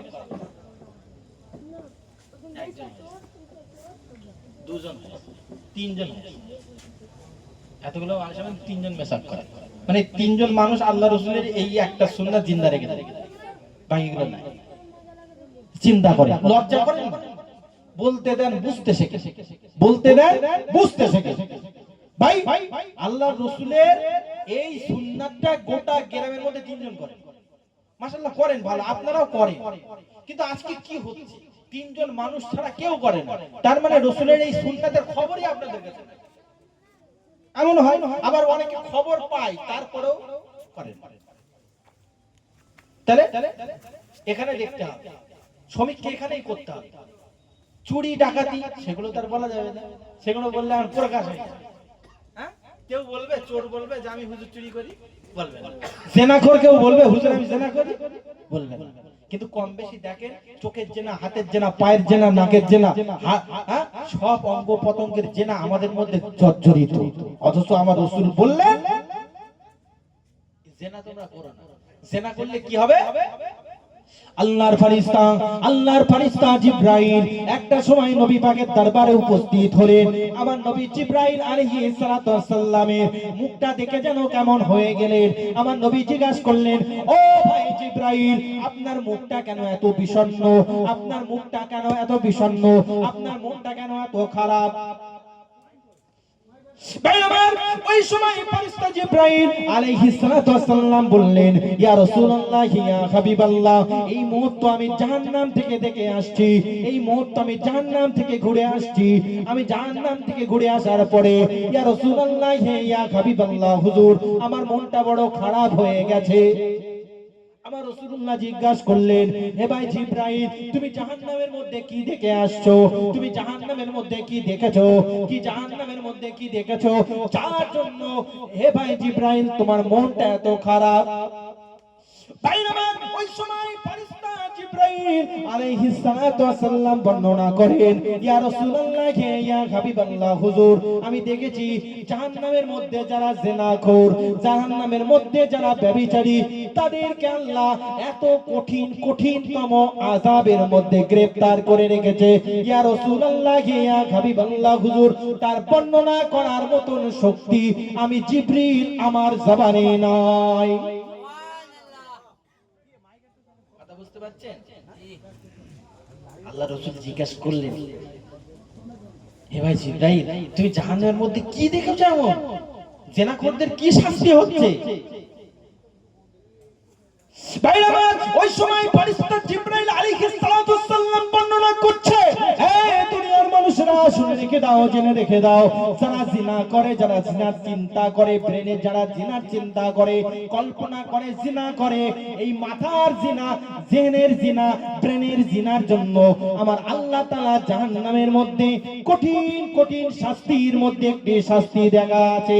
একটি শাস্তি আমার ফেরেশতা জিবরাইল দেখে বললেন, আল্লাহ রাসূলকে বর্ণনা করছেন, যারা জিনা করে, অন্তরে জিনার ভাবনা চিন্তা করে, মাথার মধ্যে, জেহেনের মধ্যে, ব্রেনের মধ্যে জিনার চিন্তা করে, যারা এই সমস্ত চিন্তিত ব্যক্তির জন্য আমার ফেরেশতা আল্লাহর কিছু ফেরেশতা নির্ধারিত রয়েছে, যারা জিনাখোরদের মাথার উপরে বিরাট বড় বড় মুগুরের বাড়ি এমন ভাবে মারবে মাথাটা ফ্র্যাকচার হয়ে যাবে, মাথার ঘিনুগুলো সব ছড়িয়ে যাবে, আবার দেখা যাবে ওই মাথা আবার সুস্থ হয়ে গেছে, আবার ফেরেশতা মাথার উপরে মুগুর মারে, আবার মাথাটা চূর্ণ বিচূর্ণ হয়ে যায়।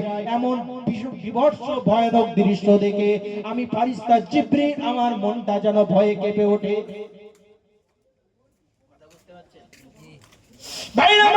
আবার ফেরেশতা জিবরিল বর্ণনা করছেন, ইয়া রাসূলুল্লাহ, ইয়া হাবিবাল্লাহ, হুজুর আমি দেখলাম জিনাখোর যারা, যারা প্রকৃতপক্ষে সম্পূর্ণ জিনা করে, যারা জাহান্নামের মধ্যে ঠাঁই হবে, আমার আল্লাহ তাআলা তাদের জন্য একটি আযাব দিয়েছে। একটা নদী হবে, এমন নদী যে নদীটা হবে পানির নদী নয়, যে নদীটা হবে রক্ত পুষ দুর্গন্ধের নদী। কথা বুঝতে পারছেন? একটা নদী হবে, তার পানিটা স্বাভাবিক পানি নয়, পানিটা হবে রক্ত পুষ মিশ্রিত একটি নদী। সেই রক্ত মিশ্রিত দুর্গন্ধযুক্ত নদীর মধ্যে মানুষ যেন হাবুডুবু খাচ্ছে। আমি তাদেরকে জিজ্ঞাসা করলাম, ফেরেশতাদেরকে জিজ্ঞাসা করলাম, এই সমস্ত মানুষেরা কারা? এই সমস্ত মানুষদেরকে এমন ভাবে নদীর মধ্যে রাখা হলো, এই দুর্গন্ধযুক্ত নদীর মধ্যে কেন রাখা হয়েছে? আল্লাহর ফেরেশতা জিবরিলকে বর্ণনা দেয়, ওই সমস্ত মানুষেরা দুনিয়ার জমিনে জিনাখোর ছিল, আমার আল্লাহ তাআলা তাদের জন্য এই সমস্ত বড় বড় আযাব নির্ধারণ করে রেখেছে। তারা এখানে হাবুডুবু খাবে, এই রক্ত পুষ দুর্গন্ধ নদীর মধ্যে হাবুডুবু খাবে। আর তারা যদিও সাঁতার কাটতে কাটতে কাটতে কাটতে জাহান্নামে যখন ওই নদীর কিনারায় পৌঁছে যাবে, আমাদেরকে অর্ডার দেওয়া রয়েছে ওই সমস্ত ব্যক্তিকে, ওই সমস্ত জিনাখোর ব্যভিচারী ব্যক্তিকে আবার পাথরের আঘাত করা হবে, আর তুলে তুলে সপাটে যেমন ভাবে তাদেরকে ছুঁড়ে আবার নদীর মধ্যস্থলে আবার পৌঁছে দেওয়া হবে। কি করে বলি ভাই সুবহানাল্লাহ? সুবহানাল্লাহ জায়গা কথা বুঝতে পারছেন? কত কঠিন আযাব। জিনাখোর যারা হবে, রক্তপুজের নদীতে সে হাবুডুবু খাবে। যদিও সাঁতরে সাঁতরে যখন এই কিনারায় আসবে, আল্লাহর নির্ধারিত কিছু ফেরেশতা তাদেরকে আবার ছেড়ে নদীর মধ্যস্থলে পৌঁছে দেবে। ভাবতে পারছেন? আজকে আমাদের মধ্যে জিনা, ব্যভিচারী এভেলেবেল যদিও মানুষ প্রকাশ্যে, কেউ প্রকাশ্য জেনা করছে, আবার কেউ মোবাইলে জেনা করছে। কি হ্যাঁ, এখন অ্যান্ড্রয়েড 5G এর যুগ, কথা বুঝলেন? যত নেকেট সিনেমা দেখছে। সমাজ কোথায়? সমাজ কোথায়?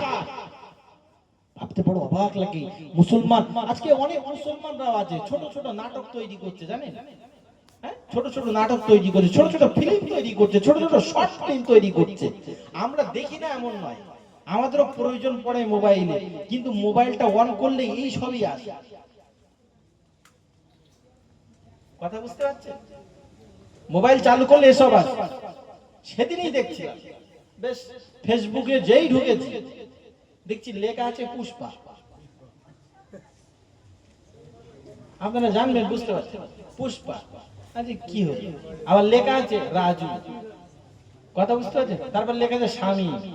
আচ্ছা পুষ্পা আবার রাজু স্বামী এসব লেখা আছে কেন? মানে ব্যানারটা, ক্যাটালগটা, থাম্বনেলটা, তাহলে ক্লিক করেই দেখি মুসলমানরা, ক্লিক করেই দেখছি বাবা যেমন স্টাইল, সে হাতের স্টাইল দেখলে মাথা কাজ করবে। কথা বুঝতে পারছেন? হাতের স্টাইল দেখলে মাথা করবে, ঠিক হাতটা এক সাইড উঁচু করে রেখেছে। ছেলেটার নাম কি? স্বামী। কে? হিন্দু, খ্রিস্টান, জৈন, বৌদ্ধ, মুসলিম, শর্ট ফিল্ম করেছে। অবাক করার বিষয়, অবাক করার বিষয়, মুসলমান সিনেমাকে অনুসরণ করে চলছে। মুসলমান ঘরের ছেলেরা ফিল্মে ডুপ্লিকেট শর্ট ফিল্ম বানাচ্ছে। ভাবতে অবাক লাগছে, কি অবস্থা! অথচ কেমন হওয়ার দরকার ছিল? হ্যাঁ, ওমরে ফারুকের মতন জীবন যাপন, হযরত আলীর মতো জীবন যাপন, হযরত উসমানের মতন জীবন যাপন, হযরত বিলালের মতো জীবন যাপন, সেসব আমাদের ক্যাটালগে আসে না। যেটা নবীর আশিক হয়ে যাবে। হ্যাঁ, বাইজিদ বুস্তামির মতো জীবন যাপন, হ্যাঁ, আল্লাহর ওলি নিজামুদ্দিন আউলিয়ার মতন জীবন যাপন, মুজাদ্দেদে জামান ফুরফুরার পীর আবু বকরের মতন জীবন যাপন, বসিরহাটের পীর আল্লামা রুহুল আমিন হুজুরের মতন জীবন যাপন। যারা সত্যিকারের মুসলমান মুমিন ছিল, তাদের জীবনের অনুসরণ করে চলবো, ইশকে নবী হব, আল্লাহর ওলি তৈরি করব, আল্লাহর ওলি তৈরি হব, জীবনে নবী পাকের সব সুন্নাতগুলো নিয়ে বাস্তবায়ন করব, তার প্রতিযোগিতা করব, সেসব চিন্তা চেতনা বিবেক বুদ্ধি আমাদের শুনছে। আমরা অনুসরণ করছি কোথায়? হিরোদের। বলেন তাই কিনা? চুলের স্টাইল, হেয়ার কাটিংটাও তাদের স্টাইলে, জামার কাটিংটাও তাদের স্টাইলে, চলার স্টাইলটাও তাদের স্টাইলে, খাওয়ার স্টাইলটাও তাদের স্টাইলে। সুন্নাত কোথায়? সুন্নাত কোথায়? অথচ দাবিদার আমরা সবাই মুসলমান। এরা হচ্ছে সাবধান হয়ে যান, সাবধান হয়ে যান। আমার আল্লাহ বলেছেন ওয়াজ ভুলবেন না, পরিপূর্ণ মুসলমান না হয়ে যেন মরো না, পরিপূর্ণ মুসলমান না হয়ে যেন মরো না। কারণ কুল্লু নাফসুন যায়কাতুল মাউত, মউত হবে, মৃত্যু আসবে, কেউ রুখতে পারবে না। পৃথিবীর কোন রাজা বাদশা মৃত্যুকে আটকে রাখতে পারেনি, বা মরতে তাকে হয়েছে। তবে মরার পর থেকে আপনার কিয়ামত শুরু হবে, মরার পর থেকে আপনার কিয়ামতের আযাব শুরু হয়ে যাবে, জান্নাত জাহান্নামের ফয়সালায় পড়ে যাবে। জান্নাতি হলে জান্নাতের সঙ্গে সংযোগ, জাহান্নামী হলে জাহান্নামের সঙ্গে সংযোগ, কিয়ামত অবধি আপনার চলতে থাকবে। হাতে না ধরে পায়ে ধরে অনুরোধ করব, মরার আগে ইসলামী জীবন যাপন করতে শিখুন। ইসলামিক জীবন যাপন করার প্রচেষ্টা চালিয়ে যান, এর প্রতিযোগিতা করে। আল্লাহ আপনাকে কবরে পরিত্রাণ দেবে, আল্লাহ আপনাকে কবরে পুরস্কৃত করবে, আল্লাহ আপনাকে কবরের সঙ্গে জান্নাতের সংযোগ ঘটিয়ে দেবে। জোরে বলেন সুবহানাল্লাহ। করছেন না তো? ভাইরা আমার, একটু সংযত করেন, একটু চিন্তা করেন, একটু ভাবনা করেন। আমার মধ্যে কতটা সুন্নাত আছে, আমার চুলের স্টাইলটা নবীর মতো আছে, আমার চুলের স্টাইলটা কি আমার ইসলাম অনুযায়ী আছে। একটু ভাবেন, আয়নার সামনে দাঁড়িয়ে চেহারাটাকে অনুভব করবেন, আমার চুলের স্টাইলটা না দুনিয়ার কোনো মানুষের মতো হয়ে গেছে। আমার চুলের স্টাইল, আমার সিধে কাটাটা, আমার চুল আঁচড়ানোর স্টাইলটা আমার ইসলাম অনুযায়ী হচ্ছে না। অতএব চেষ্টা করেন, মাথা থেকে শুরু করেন কি পায়ের থেকে শুরু করেন, আমার নখগুলো কি ইসলাম অনুযায়ী আছে, না বড় আছে, না ছোট আছে, না কাটা আছে, চিন্তা করেন। নখ থেকে শুরু করেন, নয় মাথা থেকে শুরু করেন, নয় চেহারা থেকে শুরু করেন, যে আমার মুখের স্টাইলটা, আমার মুখের দাড়ি, আমার দাড়ি মুবারকটা কি নবীর সুন্নাত অনুযায়ী আছে, নেই, এরকম ভাবতে থাকে। যদি দেখেন নেই, সেটাকে চেষ্টা করেন, না এরপরে আমি দাড়িটা রাখবো, আমি আর কাটবো না, আমার দাড়িটা আর কাটবো না।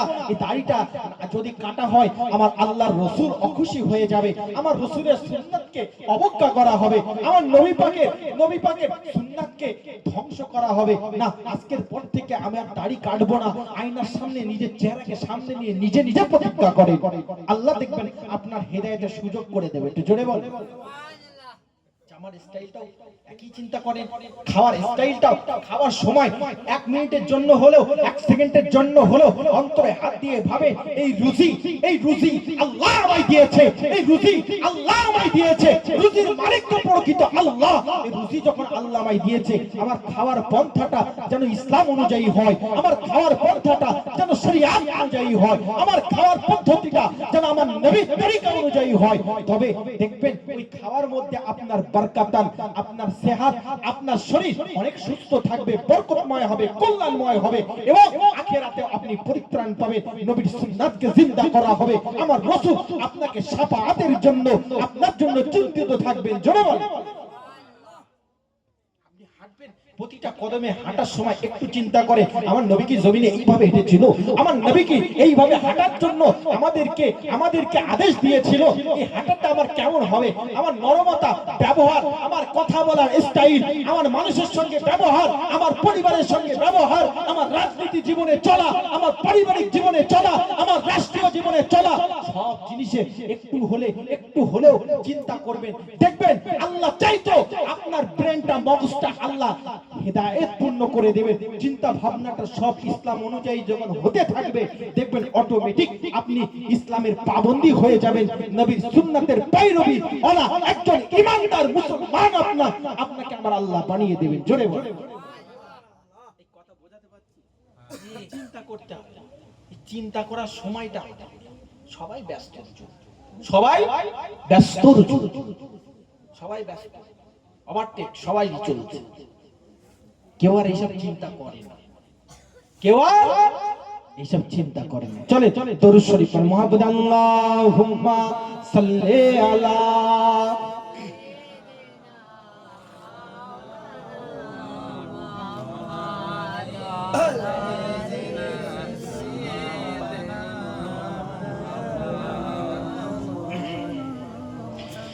সুন্নতে নয় শুধু দাওয়াতের মেহমান, সুন্নতে নয় শুধু খাওয়া শেষ মধুপান, আরো কিছু সুন্নাত আছে তুমি জানো কি, জানলেও জীবনে কখনো তা মানো কি। সুন্নতে নয় শুধু দাওয়াতের মেহমান, সুন্নতে নয় শুধু খাওয়া শেষ মধুপান, আরো কিছু সুন্নাত আছে তুমি জানো কি, জানলেও জীবনে কখনো তা মানো কি।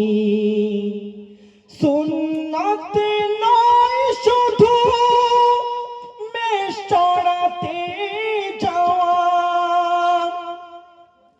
আরো সুন্নাত হলো পাথরের আঘাত খাওয়া। জোরে বলে। আমার নবী পাক ছাগল চড়াতেন, কি বললাম? ছাগল। ছাগল। এই বিষয়টা আবার বলতে গেলে অনেক ব্যাখ্যা এসে যাবে, যাক আমি বলবো না। কিছু মানুষ আছে আমার নবী বাক্যে রাখাল বলেছেন, ছাগল চড়ানো মানে রাখাল। হ্যাঁ, এইরকম রাখাল বলেনি, শুনেছেন? দেখেন নবী পাকের শান খাটো হয়। পৃথিবীতে এমন কোন শব্দ চয়ন করা কি জানেন? কুফরি। কে লিখছেন জানেন?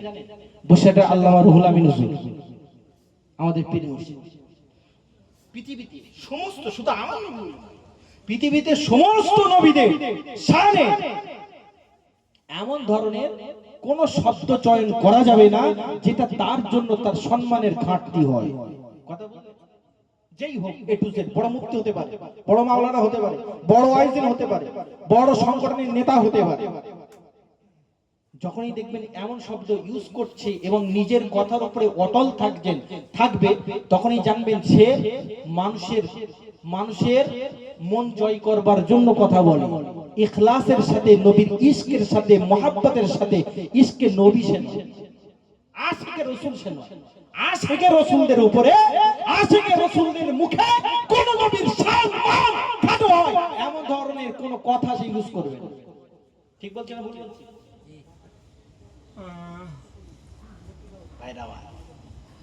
এই যে একটা কথা এলো, মেষ চড়ানোটা শুধু সুন্নাত নয়, ছাগল চড়ানোটা শুধু সুন্নাত নয়, তাই কথাটা একটু ইয়াদে চলে এলো, তাই বলে ফেলে।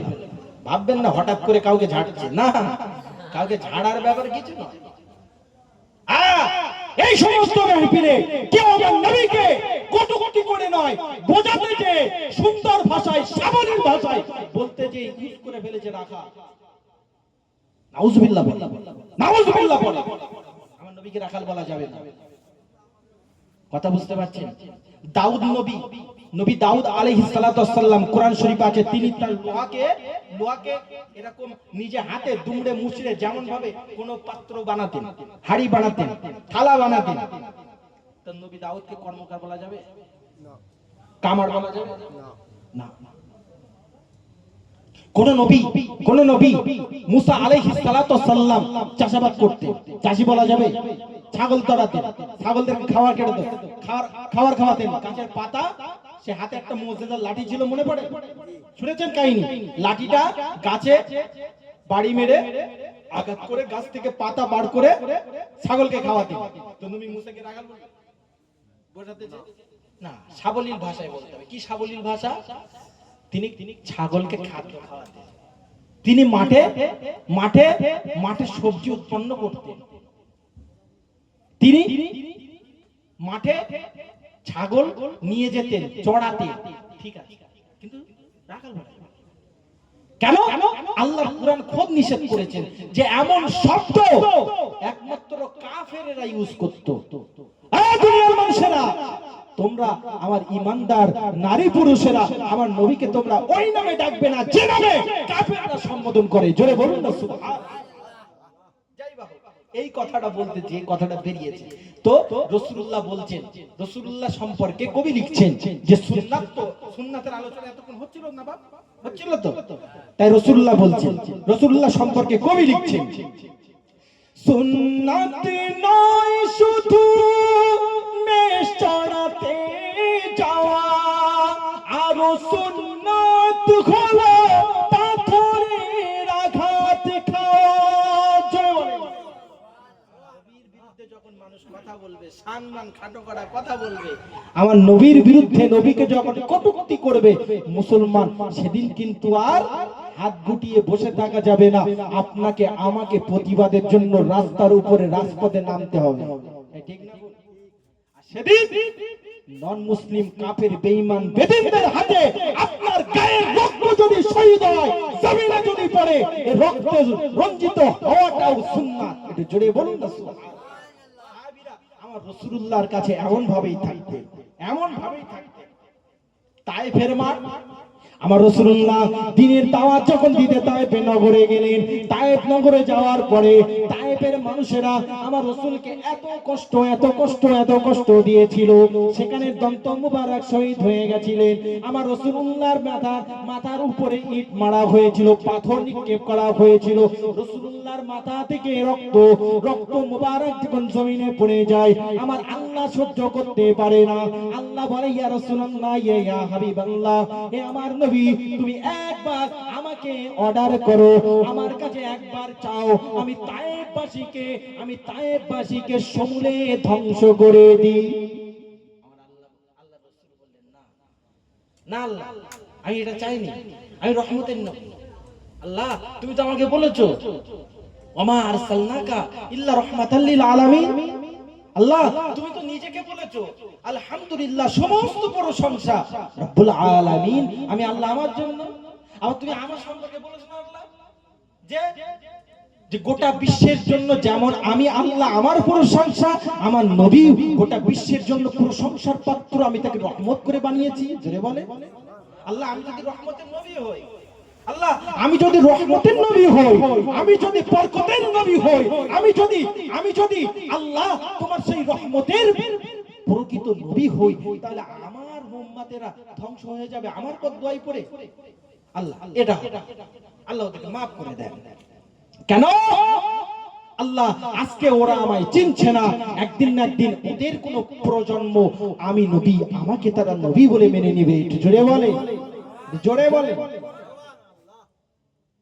আমার রাসূলুল্লাহর জীবন বাঁচানোর জন্য কত সাহাবায়ে কেরাম আমার নবী পাকের জন্য যুদ্ধে শহীদ হয়েছে। বদরের যুদ্ধ, খন্দকের যুদ্ধ, তবুকের যুদ্ধ, হ্যাঁ আছে কি না? যুদ্ধের ইতিহাসগুলো আপনাদের জানা আছে কম বেশি। তবুকের যুদ্ধ, হ্যাঁ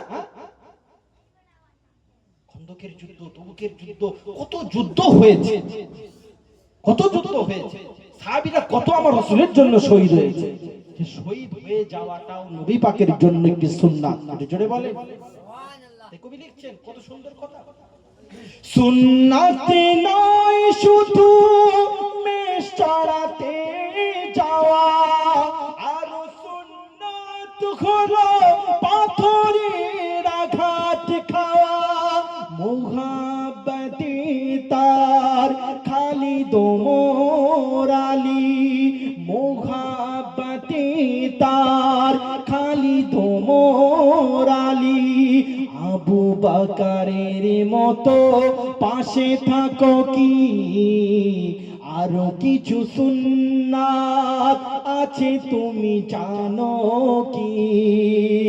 জানলেও জীবনে কখনো তা মানো কি? সুন্নাতে নয় শুধু দাওয়াতের মেহমান, সুন্নাতে নয় শুধু খাওয়া শেষ মধুপান। আরো কিছু সুন্নাত আছে তুমি জানো কি? জানলেও জীবনে কখনো তা মানো কি? আল্লাহুম্মা সাল্লি আলা মুহাম্মাদ। সকলে পড়ে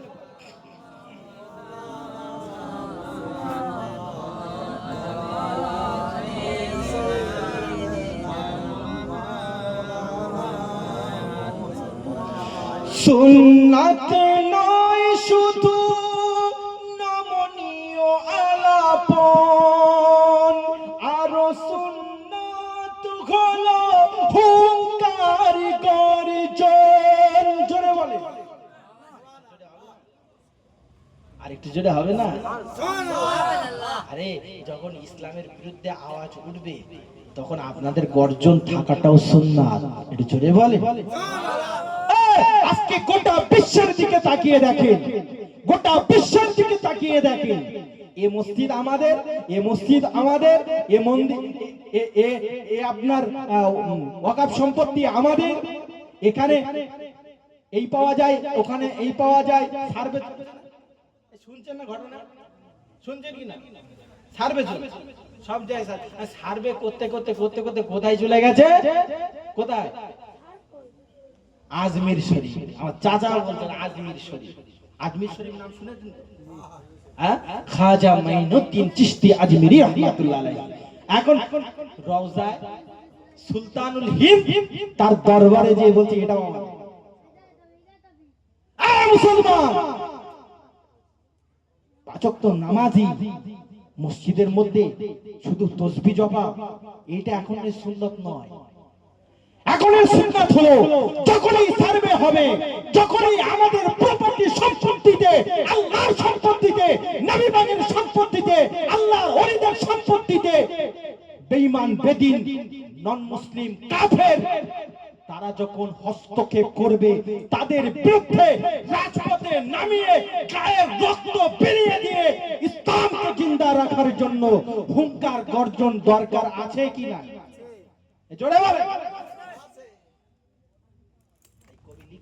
সুন্নাতের গল্প শুনছিলেন না তো? সুন্নাতের মধু দেওয়া হচ্ছে, এবারে সুন্নাতের মধু দেওয়া হচ্ছে, তবে এই মধু একটু কাড়া, একটু কাড়া, খেলে লাভ আছে। মাঝে মাঝে একটু গর্জন দেবে, নাড়া না দিলে পাশের জলকারগুলো থাকবে না, বলবে সব আমার। সেদিন বুঝতে পারবেন। কথা বুঝতে পারছেন? আপনার ঘরের নিচে বলবে এখানেও একটা আছে, বলবে এও আমার। বিরাট মসজিদ করেছেন না, সাজসজ্জা করে, রক্ত, গায়ের ঘাম, রক্ত বিলিয়ে দিয়ে সব চাঁদা তুলে একটু একটু একটু করে বিন্দু বিন্দুতে সিন্ধু তৈরি করেছে। ও সিন্ধুর প্রপার্টিটা একদিন টানা হলে হাতছাড়া হয়ে যাবে, ঠিক না ভুল? সেদিন আপনাকে হাই হাই করতে হবে, হাই হাতা, হাই হাতা, শুধু আফসোস আফসোস করতে হবে। আল্লাহ রাসূল বললেন, ও মুসলমানেরা, সুন্নাত এটা দেবে, যখনই আল্লাহর প্রপার্টিতে হাত দেবে, যখন আলী ওলি আউলিয়াদের প্রপার্টিতে হাত দেবে, ইসলামের অগাধ প্রপার্টিতে হাত দেবে, সেদিন মুসলমান তোমার জবান বন্ধ করে রাখাটা সুন্নাত নয়, জবানকে উন্মুক্ত করে আল্লাহর জন্য তাকবীর ধ্বনি দিয়ে আল্লাহর জন্য মাঠে ময়দানে নেমে যাওয়াটা সুন্নাত। জোরে বলে সুন্নাত নয় শুধু নমনীয় আলাপন, আরো সুন্নাত হলো হুঙ্কার গর্জন, মুহাব্বতি তার খালিদ ওমর আলী, মুহাব্বতি তার খালিদ ওমর আলী, আবু বকরের মতো পাশে থাকো কি, আরো কিছু সুন্নাত আছে তুমি জানো কি, জানলেও জীবনে কখনো তা মানো কি, সুন্নাতে নয় শুধু দাওয়াতের মেহমান, সুন্নাতে নয় শুধু খাওয়া শেষ মধুপান, আরো কিছু সুন্নাত আছে তুমি জানো কি, জানলেও জীবনে কখনো তা মানো কি। আল্লাহুম্মা, জোরে জোরে মুহাব্বতের সাথে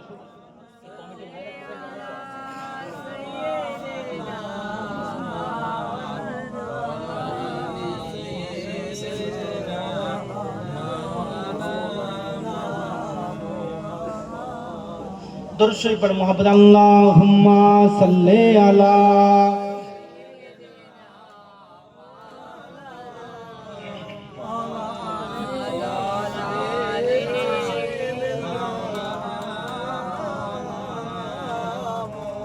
বাইরামা।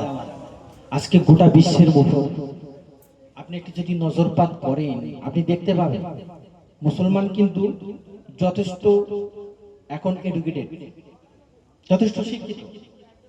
মুসলমান এখন যথেষ্ট পরিমাণে সম্পদশালী।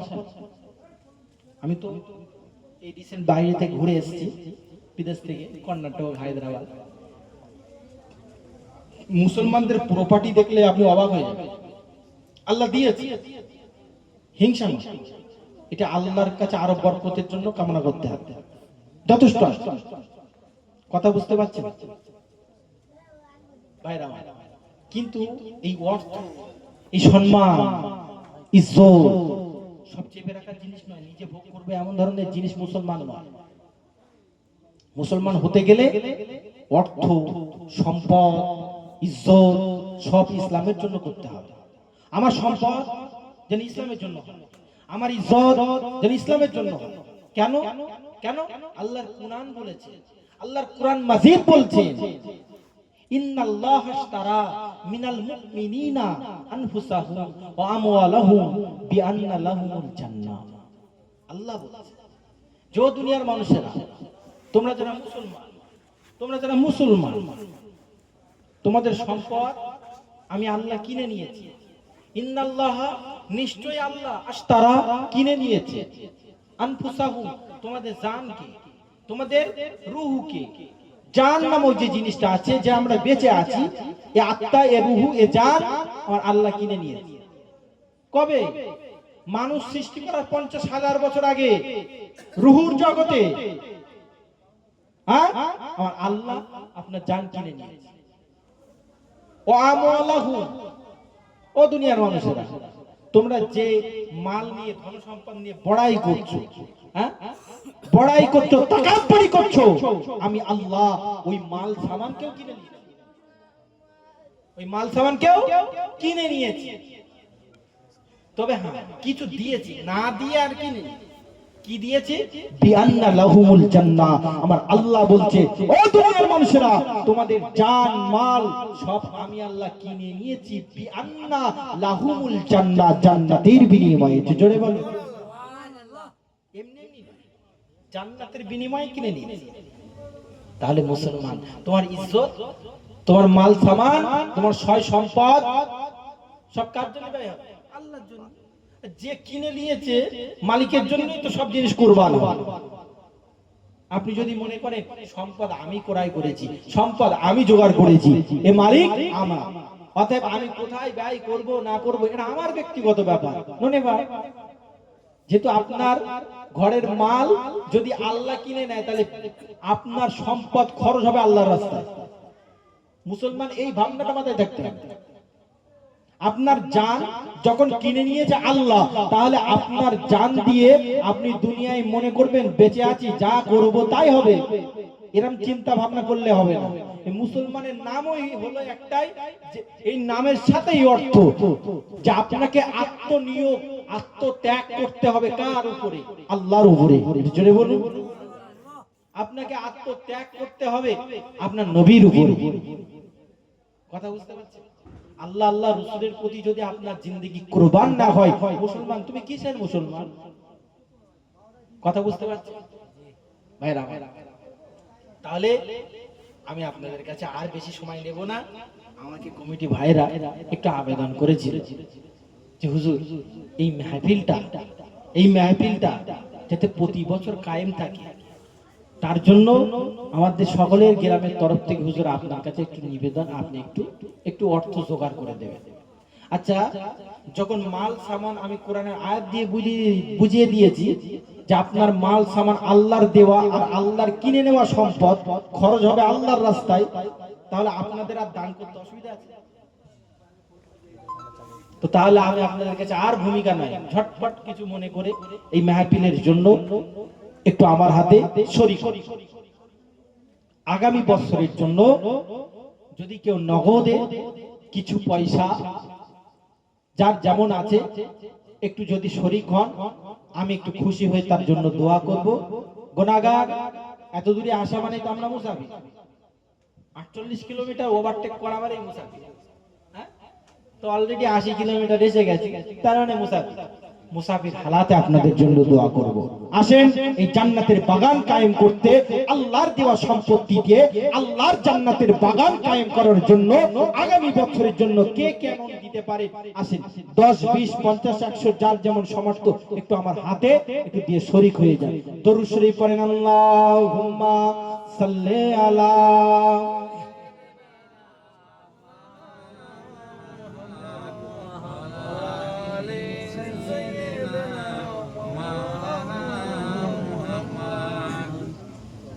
দেখেন ভাই, আপনাদের কাছে বারংবার তো চাওয়া ঠিক নয়, কি বলে?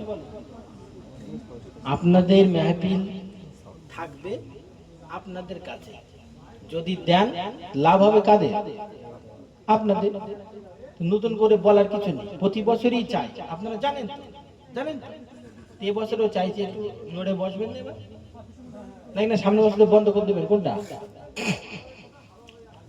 আচ্ছা নগদে যদি না হয়, সব ধারে লেগে বলেন আগামী বছরের জন্য একটি করে 1000 টাকা কে কে আছেন? একটি করে 1000 টাকা। প্রথম শুরু করি আমার নবী পাকের 4 খলিফা দিয়ে, 4 জন বলেন একটি করে 1000 টাকা বলেন। এই নাম লেখো কমিটি ভাইরা, 4 জন কে আছে? হ্যাঁ, হযরত আবু বকর, হযরত ওমর ফারুক, হযরত আলী, হযরত ওসমান রাদিয়াল্লাহু তাআলা আনহুম আজমাইন, হুজুরদের নামে একজন করে ব্যক্তি 4 জন উঠে যান, আগামী বছর একটি করে 1000 টাকা এই মাহফিলের জন্য দেবেন ওয়াদা করে, আল্লাহর দেওয়া মাল সামান থেকে। আর যদি বলেন নিজের মাল সামান নিজে আয় করেছি হুজুর আল্লাহর কেন দিতে যাব, তাহলে বসে থাকেন, সমস্যা নেই। এখানেই বোঝা যাবে, এখানেই বোঝা যাবে যে আপনার ঈমান কত মজবুত, আপনি কতটা আল্লাহর উপরে ভরসামান। আচ্ছা এই দান করলে একটা জিনিস জানবেন, আপনার দান করলে একটা জিনিস জানবেন, আপনার রুজিতে আল্লাহ বরকত দেবে। 1000 দিলে 10,000 পাবে, মাথায় রাখবেন। দোয়া করবো এমন, এই দোয়া এমন কারেন্টের মতো কাজে লাগবে মুসাফির হালাতে, যদি আল্লাহ আমায় কবুল করে দোয়া এমন করব আল্লাহ 1000 থেকে 10,000। বলেন কোন ভাই বাবাজি কি ওই নাম হবে নাকি? দুরূদ শরীফ আল্লাহুম্মা সাল্লি আলা,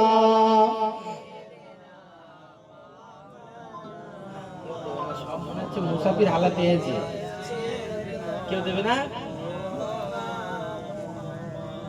এই কমিটি ভাইরা কোথায় গেলে? হ্যাঁ, কমিটি ভাইরাও দেখা করছে না, তার মানে ভাব ভালো না। কি রে, এত সময় লাগবে কেন? টাইমটা তো বাড়ছে, একটা মিনিট ঘোড়া মানে তো টাইম বাড়ছে। জলসাতে স্টপ রেখে তো আপনাদের সঙ্গে আলোচনা করতে পারবো না। কি হচ্ছে আগে শুনি। 44 মিনিট পার হয়ে গেছে, 14 মিনিট বাকি, 16 মিনিট বাকি, বলতে হবে তো। কি আলোচনা চলছে? এত আলোচনা কেন হবে? সব পরে আলোচনা বসবে। আচ্ছা সকলে একবার নবী পাকের দরবারে সালাত ও সালাম নাযিল না পাঠায়, সকলে একবার দাঁড়িয়ে যান। ইয়া নবী সালাম।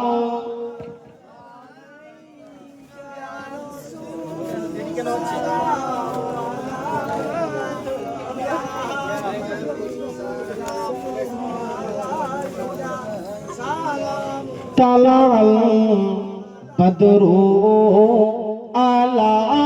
আলাইনা মিন সানিয়াতিল বিদাই আজাবা শুকরু আলাইনা মাদা লিল্লাহি দাঈ ইয়া নবী সালাম।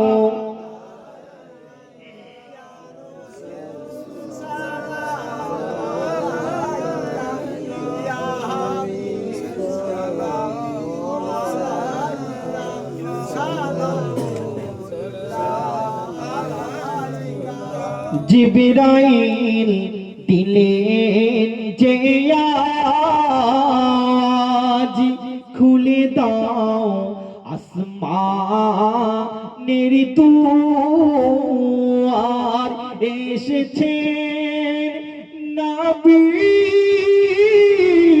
তেরি সরদার করিতে আল্লাহর দিদার। ইয়া নবী সালাম। আরো জোরে মোহাম্মদ ইয়া রাসূল।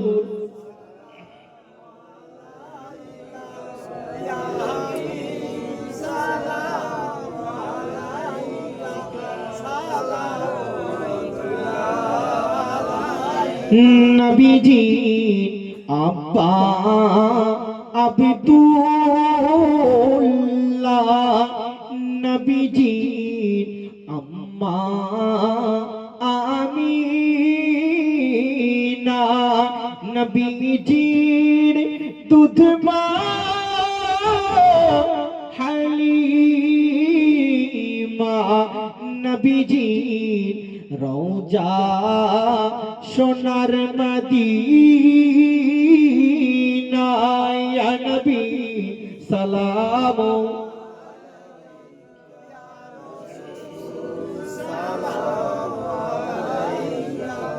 ইয়া হাবিব সালাম আলাইকা সালাম সকলে বসে বসে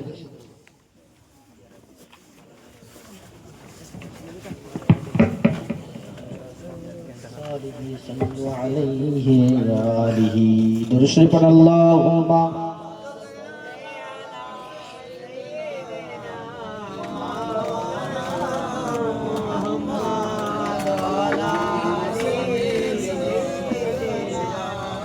দেখেন ভাই, সরাসরি কথা, আমি আপনাদের কাছে এতক্ষণ 2 ঘন্টা ওয়াজ নসিহত করছি তো, হ্যাঁ, প্রথমে বুঝিয়েছি আপনাকে মুসলমান না হয়ে কবরে যাওয়া যাবে না, এটা বুঝিয়েছি তো, ইন্টু ভাষায় বোঝেন।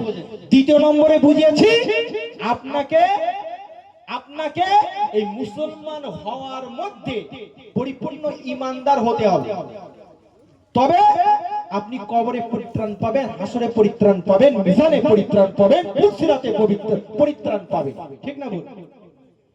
তৃতীয় নম্বরে বোঝাতে চেয়েছি যে আপনার এই সব কিছু করার পরেও যদি আপনি আপনার আয়নাতে আপনার জীবনটা, আপনার চেহারাটা কোন পদ্ধতিতে আপনি তৈরি করেছেন যদি আপনি অনুভব না করেন, বিচার বিশ্লেষণ না করেন, নিজে নিজে যদি না ভাবেন, সুন্নাত আমার নবী পাকের সুন্নাত গুলো যদি আপনি অনুভব না করতে পারেন, বাস্তবায়ন না করতে পারেন, তাহলে আপনার জীবন হবে খুব খাতরা। কারণ নবী আপনাকে তার দল থেকে বিতাড়িত করবে, এটাই বোঝাতে চেয়েছি। তারই উপরে ওয়াজ নসিহত করে লাস্ট আপনাকে ইন্টু ভাষায় বোঝাতে চেয়েছি যে বান্দা, দুনিয়ায় যত আপনি গোলামি করেন, আপনার অর্থ, আপনার জান কিন্তু আল্লাহর কাছে বিক্রয় হওয়া জান মাল। তার মানে দুনিয়ার জিন্দেগিও তুচ্ছ, আপনার দুনিয়ার মাল সামান সবকিছু তুচ্ছ, আপনার ইজ্জত আবরু সবকিছু তুচ্ছ, ক্ষণস্থায়ী। তবে যদি এগুলো সব আল্লাহর পক্ষে হয়, দ্বীনের পক্ষে হয়, রাসূলের পক্ষে হয়, ইসলামের পক্ষে হয়, তাহলে জানবেন কবরে, হাসরে, মিজানে, পুলসিরাতে সব জায়গায় আপনি পরিত্রাণ। সেই আপনার আল্লাহর দেওয়া রুজি থেকে আমি গুনাহগার একটু মুসাফির হালাতে হাত পাচ্ছি, 4 জন ব্যক্তি কেউ হবে না আগামী বছর 1000 করে 4000 এই নাম লেখো, এই নাম লেখো, এই নাম লেখো, নারে তাকবীর। আরেকটু জোরে হবে না, নারে তাকবীর। আরেকটু জোরে হবে না, নারে তাকবীর। সিলসিলায়ে হক মুজাদ্দিদুল জামাত, নারে তাকবীর। কি নাম ভাইপো? আবুল সামাদ। আবু শামা মোল্লা, তুমি কথা বলবে আমার সাথে? আবু শামা মোল্লা 1000 টাকা ভাই। আর কেউ হবে না? হযরত আবু বকর হয়েছে, মাশাআল্লাহ। এই ভাই ইব্রাহিম সর্দার, আমার ভাই ইব্রাহিম সর্দার 1000 টাকা আগামী বছরের জন্য হযরত ওমর ফারুকের নামে রাদিয়াল্লাহু তাআলা হুজুরের নামে দিচ্ছেন। জোরে বলেন নারে তাকবীর। আরেকটু জোরে বলেন নারে তাকবীর। আরেকটু জোরে হবে না, নারে তাকবীর। ইব্রাহিম ভাই বলেন জিন্দাবাদ। ইব্রাহিম ভাই বলেন জিন্দাবাদ। আল্লাহ তার রুজিতে আল্লাহ 1000 এর